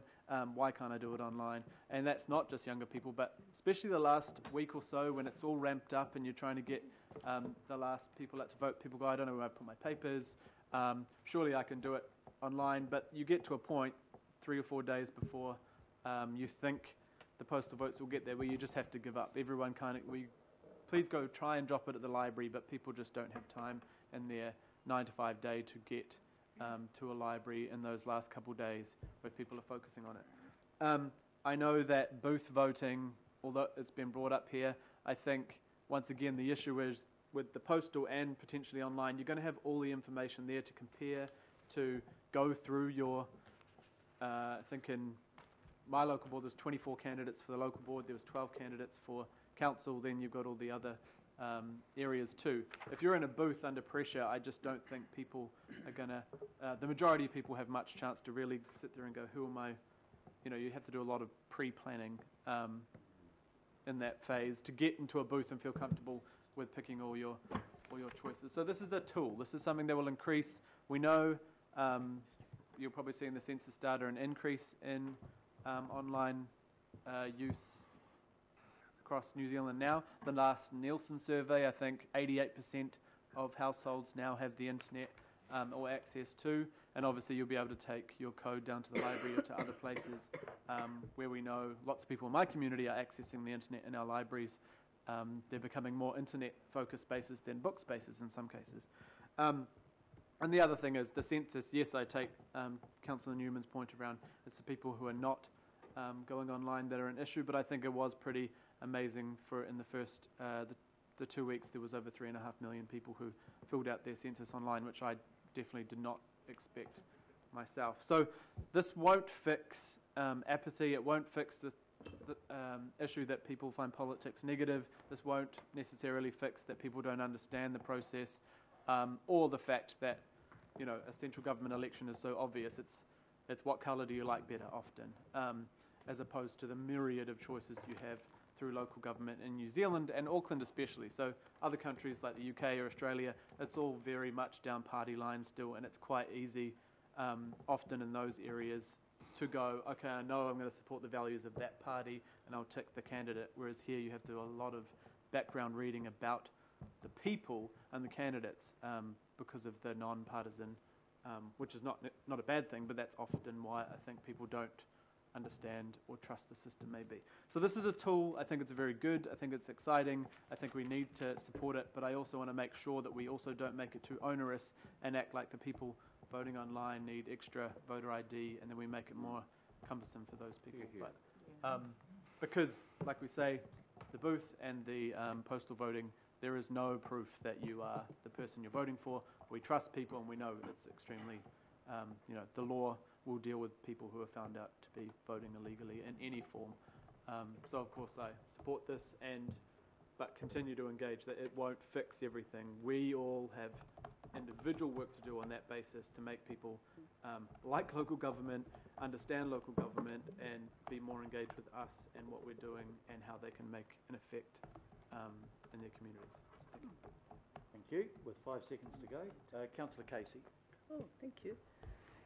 I want to bring everything back to where Marguerite started, and that's with regard to a few words that we use day and daily and which appear regularly in our plans and strategies. The words are accessible, welcoming and inclusive. This is a chance, councillors, to walk the talk. Our 6 demographic panels strongly support this move to an online trial, and that's all it is, it's a trial. But most especially it was supported by our Disability Advisory Panel. In fact, so strong was that support It's outlined by Marguerite in a report. And the panel says, it's especially important for disability communities, many of whose members experience difficulty in casting their votes independently. An inclusive city would make it easier for people with a disability to cast their vote. That's what this is. It's a trial. The fears, the alarms, the fears will be tested in the trial. And it may be that it's all too hard and we don't do it. But we can't not do it because we owe it to our diverse communities to go ahead with it. Hear, hear. And I'm going to suggest, and notwithstanding the opposition of my fellow councillor in the ward and the lobbying of Councillor Newman for the full ward, I would again like to suggest that my ward is one of the most diverse in Auckland, and you are very welcome to come. But I've also, that's Albert Eden Roskill, just in case anybody wondered. But the other thing that I want to suggest, which would be another first for the council, is for Richard to go to Wellington with Philip Patson, who's the chair of the Disability Advisory Panel. This is about online voting. It's got the panel's support, and there's nothing like hearing it directly from the people most affected. So if, with the mayor's indulgence, if you'd like to do that, if not, it's fine, but I think it would be really strengthen the position that we have if Philip went. And he's great. He's very good. Thank you very much. Interesting suggestion. We'll come back to that one. Professor Collins, I think on behalf of Councillor Simpson. That's correct, sir. And then I'm on your list as well, if that's all right. Oh, what do you- I'll read Wrap the two up within the five. Yeah, that'd well, be we tend great. to agree a lot these days. The member from Ōrākei writes, says, there's nothing wrong with the principle, with supporting in principle, as the final decision won't be made until later. If the security doesn't stack up or other concerns, then we can say no later. I think the bigger issue is ensuring people do vote. Where then is the legislation change to be made to make voting compulsory, is the question. The final comment is, if local government truly impacts people's lives more than central government, then everybody needs to choose who will make decisions on their behalf. So the question stands from Councillor Simpson as to where is the legislation change or the ability to, in principle, support some kind of advocacy to make voting compulsory. Not sure if you want to pick that up, Mr. Mayor, and get an answer for it, or whether it's just posed. It takes the debate much wider than what we can deal with here, but it's an interesting thought. Cool. Councillor, you're going to speak on your own behalf now? So I just wanted to say that, granted I'm the liaison person for the youth panel, they completely endorse this. And I think it's really important that we understand from our own youth panel, as already noted by Councillor Casey with the panels in general, but the youth panel are really supportive of online voting. The few comments that I wanted to make probably refer to an article that I read yesterday in the New Zealand Herald. I don't read the Herald a lot these days. But there was an opinion piece written by Derek Handley, and those of you who read the opinion piece he wrote, he talked about a visit he made to Otara Library and the conversation he had with the manager of the library there, Ian Toki, and he asked Ian, when is the busiest time for young people coming through? And Ian said to him, the busiest time we have here at our library is 3:30 to 5:30, because our kids come with phones that have no data on them, and they use their phones sitting outside the library or inside the library to use the internet, because you got the free internet coverage. And the reason I want to support this in principle, I want to note that I took well to the points that Councillor Fletcher made. I think those are really important points, and they really broaden this discussion, so I welcome those comments. But I want to support this in particular because the online mechanism is another way in which we can help, we can assist, we can facilitate the participation from those communities that we don't usually work with, or that don't usually vote. I worked with the Stats New Zealand team who were out in South Auckland all the time. We went to every possible event going on. We went to churches, we went to public groups, so that we could encourage our people to fill out the census form. I just want to pause for a moment on that. The reason why, and this is covered in scholarship, not just in New Zealand, but all over the world, on why new migrants, especially Pacific and Indigenous people, don't fill out census forms. And I wonder if it correlates to voting patterns that we have from poorer communities. They don't want to be identified. No one, when you've got bills outstanding and you've got Bay Corp chasing you, you don't want people to know, especially Bay Corp, where you live. And that's one of the issues that a lot of our people are facing. The other one is a lot of people are scared out south as to whether they'll be identified because someone might ask them, are you carrying New Zealand citizenship? Now this goes back, this is an historical issue for many of our people, but the research supports it in that they still feel that way. If your parents felt that way, if you were chased like crazy during the Dawn raids, your children are going to feel that way as well. And I think we need to take into consideration those aspects as to why a lot of our communities are not voting. And so I think it's really important that we understand this is a tool, as Councillor Hills has already said, and this is a tool that will support and facilitate that level of participation. I warmly welcome the suggestion by Councillor Casey to have the chair, he's the chair, isn't he, of the disabilities panel.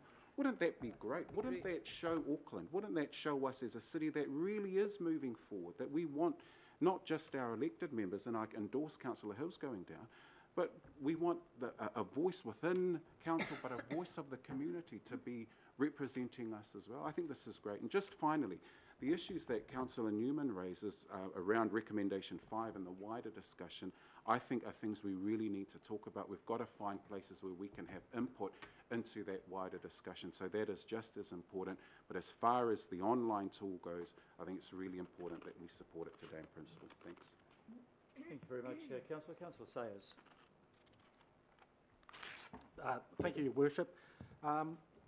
Encouraging greater voter participation is basically morally the right thing to be doing, particularly if we're talking about trying to engage our youth and our ethnic minority groups into the decision-making processes of Auckland Council. So I'm happy to support this going to trial. However, I don't think we should put an entire ward in a trial. I think there's just too many security and other unanswered questions around that. To put a whole local board area into the trial in total, I think it would be wiser to take subdivisions across Auckland, and particularly those subdivisions within wards that represent the target group that we're looking at, i.e. the disabilities, the people that might be overseas at those times, and our ethnic minority groups and our young people. So I warmly support the input from Councillor Casey, Councillor Filipina, Councillor Chris Darby along those lines. I think at the end of the day, from this trial, what we're really looking for is some helpful quantitative data. And I'd be particularly interested to see from that trial how successful it was in engaging those particular target groups. So my point is to target those groups perhaps through subdivision wards. Thank you. Thank you, Councillor. Councillor Bartley. Thank you, Mr. Chair, and through you. I do support this trial, noting that I'm the liaison councillor for the disability sector. So the accessibility concerns raised resonate with me, and I support what they're saying. In terms of this online voting, I do support it as an option, but I still think postal voting should be in the mix, and I'm glad that it will be, because there are people that don't know how to use the computer, and there are people that don't know how to use their phones. People that don't have access to data or internet. So, you know, some people are just, that is their only way of communicating or voting would be postal voting. So I want to see that retained. I do agree with what Councillor Fletcher was saying, and that's why I asked about booth poll voting. And I note that this is from 1992, which is a long time ago. And people do, I agree with Councillor Fletcher that people do think that local government is less than central government, is less important than central government. So I do want to see consistency in the methods of how people can vote. Yeah, but I do support this. Majority in my ward are in the age bracket that support online voting, so I go with that, but I also see those that don't have access to the internet won't be interested in voting on the computer, which is why I asked about how the medium of your survey. But yeah, that's where I'm at. Thank you very much, Councillor. Councillor Watson. Thanks, Mr. Mayor. I'll try and be brief. I really applaud the efforts of our staff to try and address, this issue of voter turnout, because it is a very real issue, and it is something that that we should be trying to improve. I guess my reservation is that if we're going to do things, then we hope these are things that are going to make a difference if we're putting resource and spending time in delivering them. And I've heard what people have said, and I think there's a number of good arguments on both sides. What I have a bit of a concern about is that the notion of anything online is very 21st century, and on the face of it, it sounds perfectly logical that it's going to work, that is going to engage people. People do it in all sorts of other areas of their life. Why wouldn't you do it in voting? I would sort of give a votion of caution on that, though, because some of the research tends to indicate otherwise when it comes to online voting. Certainly you can't disagree about groups in the community that really have difficulties getting there, then they should be facilitated. Estonia was mentioned. We mentioned it in our submission paper. And I think, as Councillor Lee says, Estonia probably maybe wasn't the best example, and not just from the obvious nature that it's perhaps a smaller, poorer country. There were, and this was validated by a University of Michigan study. There were real complexities to do with the technology of it, and I don't propose to go on to that, but real issues in terms of safeguarding the integrity of the issue, and my concern with that was addressing it is quite expensive, and it doesn't provide a guarantee.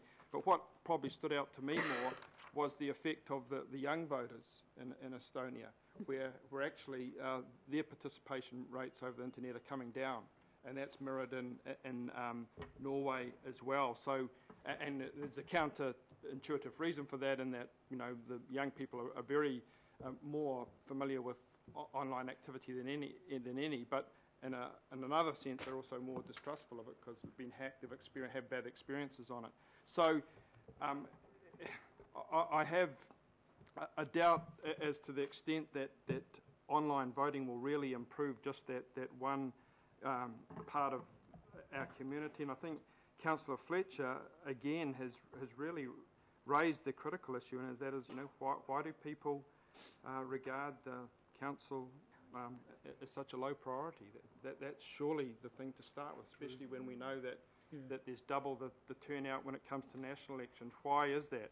Now's not the place to go with it. We did mention kids online voting being successful. Yes, it is successful. I've taken part in that. It is successful, but it's not successful just because it's online. It's successful because teachers take a block of time to run through the process with students, encourage them to vote, encourage them to ask questions. That's why it's successful. And that's reflected in the election when you have conversations with people. So I actually give people more credit than perhaps we do for decisions not to engage in the council election process. And I would suggest that they're not superficial, they're not down to being lazy, they're not down to being unaware of where are post boxes in the mall. They're a lot more substantial than that.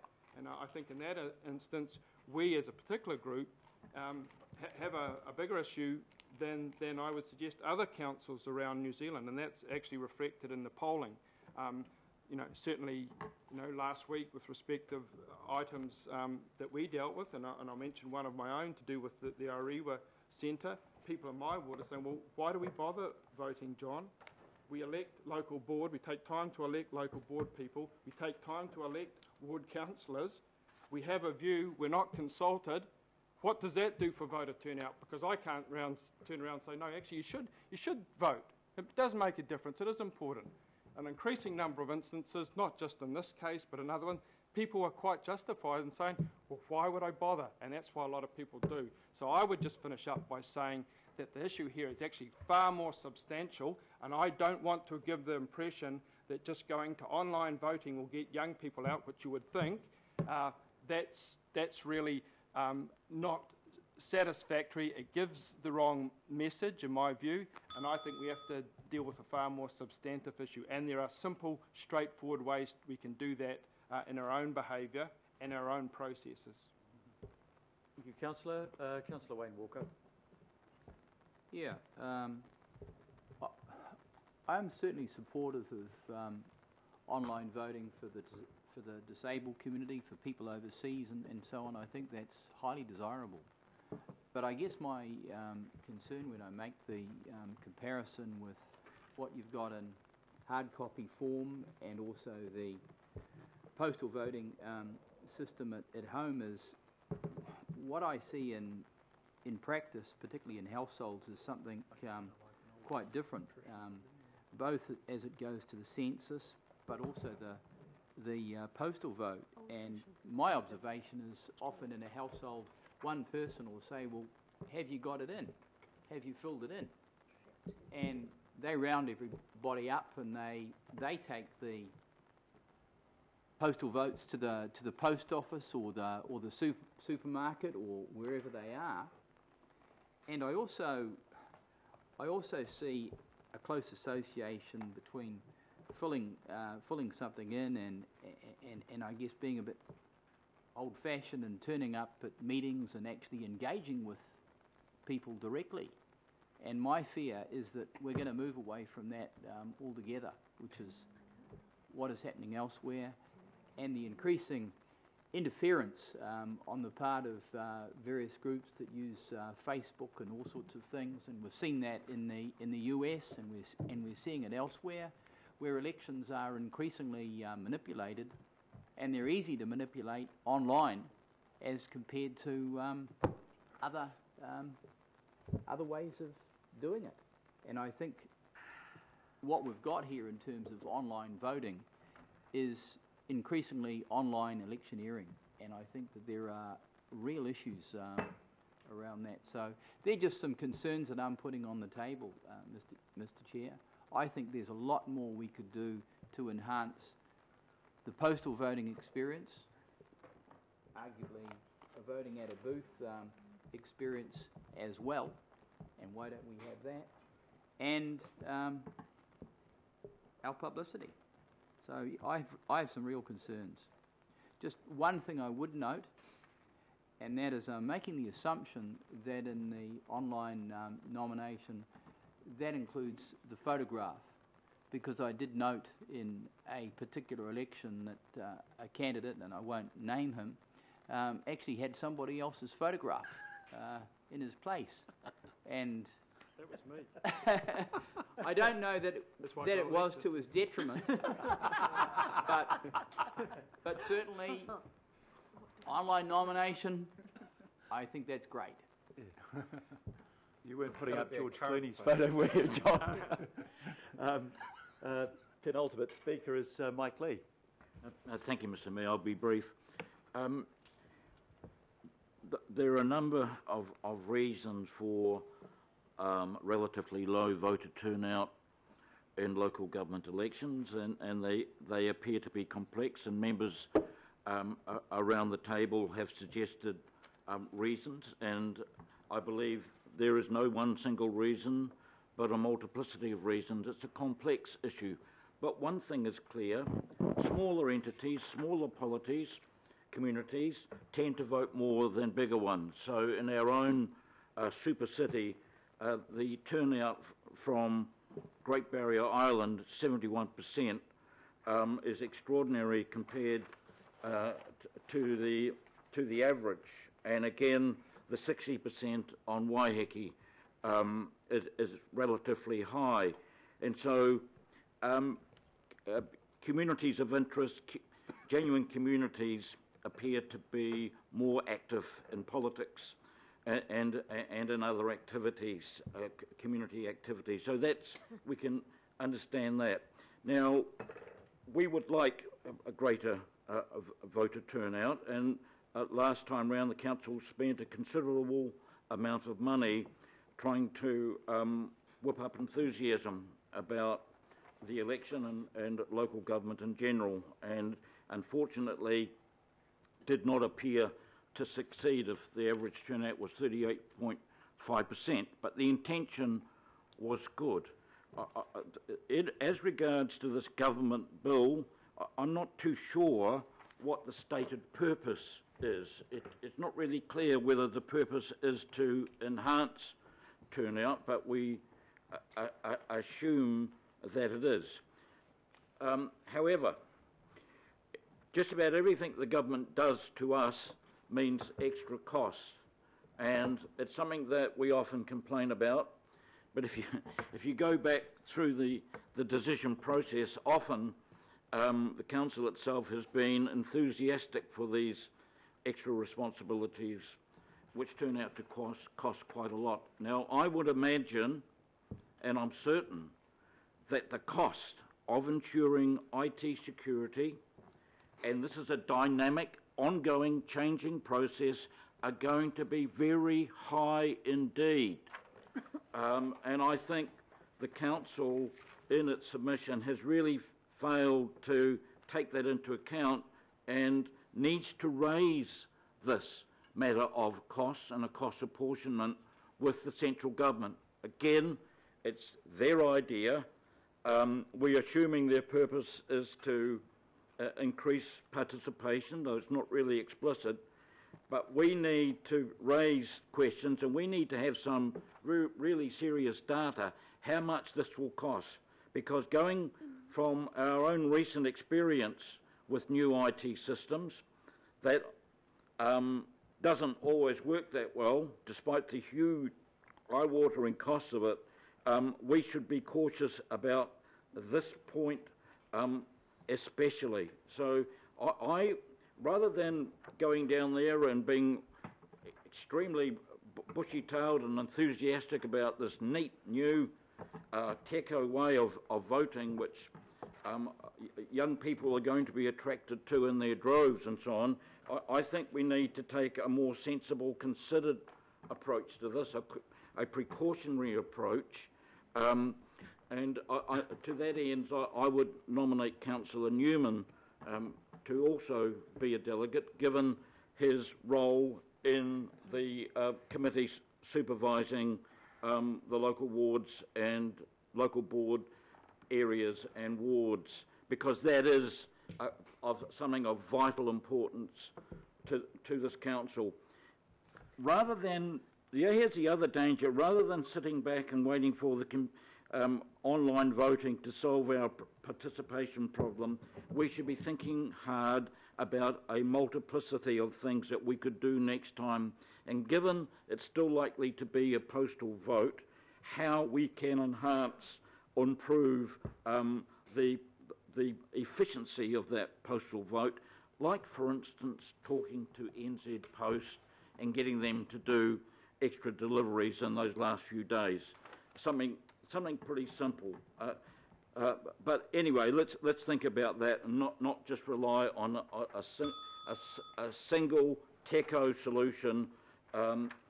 Let's exercise some caution on behalf of our voters and our ratepayers. Thank you.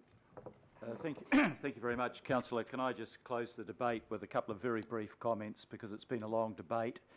The first thing is I'm in favour of trialling the system, and the first and important reason is that there is a strength of support to do so. We've seen that there's nearly 3/4 of our electorate think that it's a good idea to trial, and we've seen every one of our advisory panels. And, you know, I think if we ignored what our advisory panels said, they might wonder why they exist. Secondly, there is an inevitability about things happening online for the future. I can't believe that we can't, for example, nominate to stand for these positions online. In the future, I doubt that we will have a postal system like we have it at the moment. And if we are going to move to doing it online, it is much more sensible to trial that before jumping in and doing it right across the board. you know, yes, there will be problems or could be problems with security, just as there are problems with security right now with postal voting. Nobody knows who fills out those ballot papers and sends them in. We have no clue at all. There is no security around the fact that the person's ballot paper was filled out by that individual or even with their consent. So I think we need to trial it. I'm sure that the system can be made to work because it does work in other jurisdictions and works effectively there. The third and last thing I want to reiterate is if we think that this is a panacea for a voting turnout, we're sadly mistaken. There are complex reasons why the turnout is lower for local government. One is the complexity of the number of votes that people have to count, have to take into account. The second is the profile of the individuals. The third is the lack of a party label, which facilitates voting in a number of different cases. I think that it's also a judgment that people make about where the major decisions are made in this country. They figure that government is the one that has the checkbook and government is the one that counts, and we do what governments deign to allow us to do. We're not going to solve all of those problems with a new voting system. We shouldn't pretend that we'll be trying to solve those problems, but I think we should facilitate a way of voting which will be seen as a 21st century way of voting. It doesn't make sense that people overseas have to physically fill out their ballot paper. It's an absolute impediment to people that are temporarily out of the city being able to vote. It does make it easier, I think, for people that may be suffering from disability to cast their vote. So I think the arguments on balance are in favour of trialling it, and that's what I want to support. Councillors, before we get into voting on this, we have a challenge that recommendation B reads, or originally read, appoint a member of the governing body. I've since had 4 nominations from councillors Hills, Newman, Wayne Walker and Ross Clow, and had a further suggestion that somebody from one of the panels would be good to accompany whoever is representing the council's point of view. On a select committee, the maximum time you've got is for 2 people to represent the council. You just don't have the time to have more than 2. So I think if we're looking at numbers, it would have to be 2. Secondly, if we're looking at that being held in Wellington, I'm not sure that we could justify the cost of sending 3 people to Wellington. So my proposal is that there be 2 persons. Unless I have a better suggestion, I'm suggesting that we simply cast a ballot to determine which 2 out of 5 nominees, if councillors are comfortable with the chair of the disability panel being a nominee, which 2 out of those 5 should go forward. Can we do that online? Mr. Chairman, just a quick question. Yeah. Do we know, can Marguerite advise whether there has been an indication that the Select Committee will be meeting in Auckland, given... I don't think we've had that advice yet, but Marguerite, can you help us with that? No, I haven't heard. Can we do a video link? You could do it by video, but I think it's important. Well, you could do it. You could Skype, but I think actually it's the physical presence of a person down there is important. Councillor Cooper. Just a question. I mean, if you look at Ms. Dalbay here, she's done all of the work here and understands it inside out. And I think when there's questions, we can have opinions around the table. But when there's questions, that's quite critical. And look, I'm not against the panel members going, but there's so many panels and so many people. How do you, I worry that you'll have, oh, well, is this good for you? Otherwise, it's no good elect a person go, oh, I'm not sure about that. When it's top of mind for the person that's been doing the actual report and the work. Yeah. Anyway, that's just my view. I just think we're trying to please everybody, and we're not going to anyway with a ballot. It's the normal case that Marguerite would be there with the person. Is that what?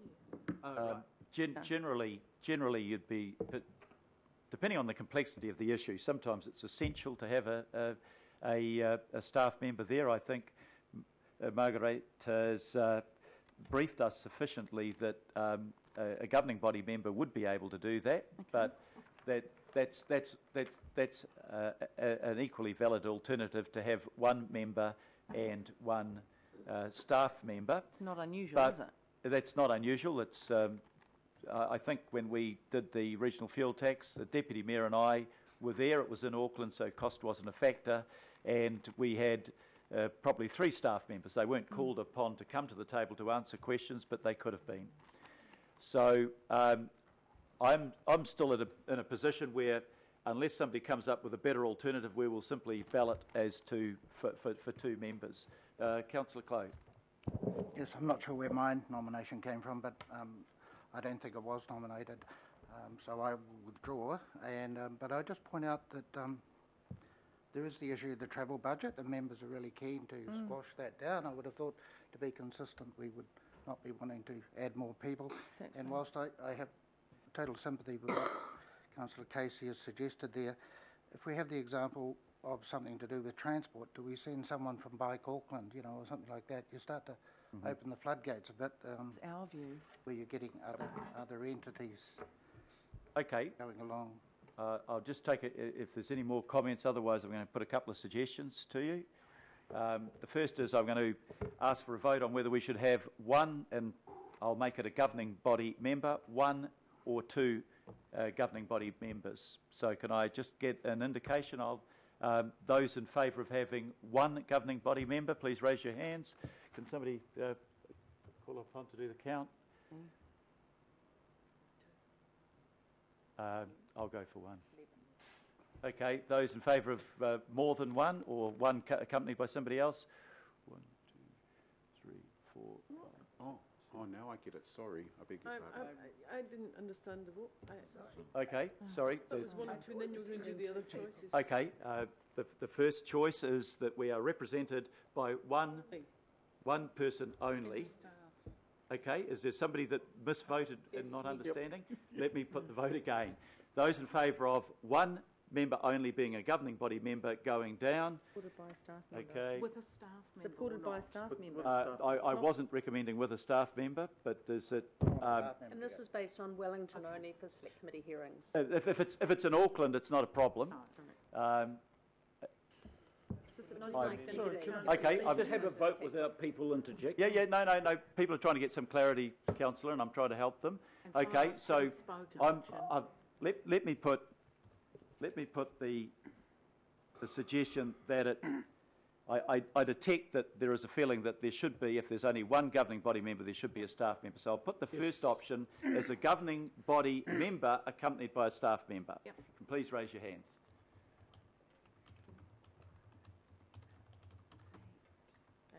8.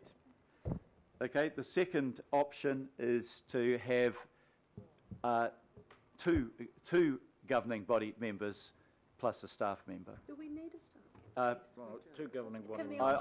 I'm putting that as an option to try and get an indication, because I don't have too many other ways of determining what your views are. So that's 2 governing bodies members plus a staff member. Please raise your hand if you support that. So, sorry, Mr. Chairman. Yep, point of order from Councillor Fletcher. I want clarity. Yep.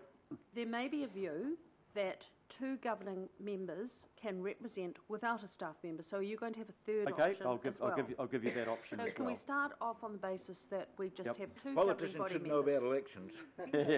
Okay, so this is preferential voting. I'll put it. I'm simply getting an indication of what your views are. It's probably the quickest way I can do it. So the third option, at the suggestion of Councillor Fletcher, is 2 governing body members.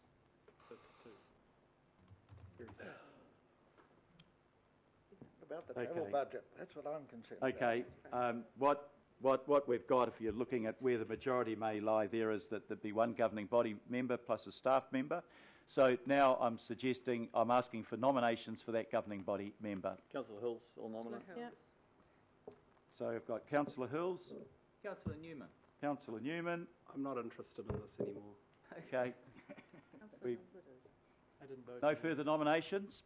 So I will declare Councillor Hills to be the representative of the governing body, accompanied by the appropriate staff member. So that is recommendation 2 of our recommendations. Now, can I put the 3 recommendations together? And I haven't had a division called for. but you can indicate if you're opposed to it. So I'm moving... You missed a choice, Mr. Chairman. Yeah. The other one was perhaps the disability chairman. Yeah, I'm sorry, Councillor, I was somewhat sympathetic to your view, but I detected the view around the table that wasn't the most appropriate way of doing it. So I'm putting recommendations A, B and C, which have been moved and seconded. All those in favour, please say aye. Aye. Aye. The contrary, no. No. No. Can I have my vote declared against? Okay, so those who want to register votes against are Councillor Newman, Councillor Fletcher, Walker and Watson. and Councillor Wayne I'll Walker, decide if I and wanna Councillor register it, thanks. Watson. No, I just voted against it. I don't particularly need it registered. Okay, that's good. So three people on record as being against it. Okay? A point of clarification too, that if I don't need councillors to be noted. in their individual capacity wish to make a submission on Sorry, this can bill, I please have order when somebody's raising a point of order? if councillors in their individual capacity wish to make a submission on the bill, they can do so. There's nothing stopping any individual as an individual making a submission to the Select Committee. That's absolutely Thank you right. very much. We I know don't- that, but I just wanted to Nobody make it loses quite their clear. right to do that. Okay. Your Worship, sorry.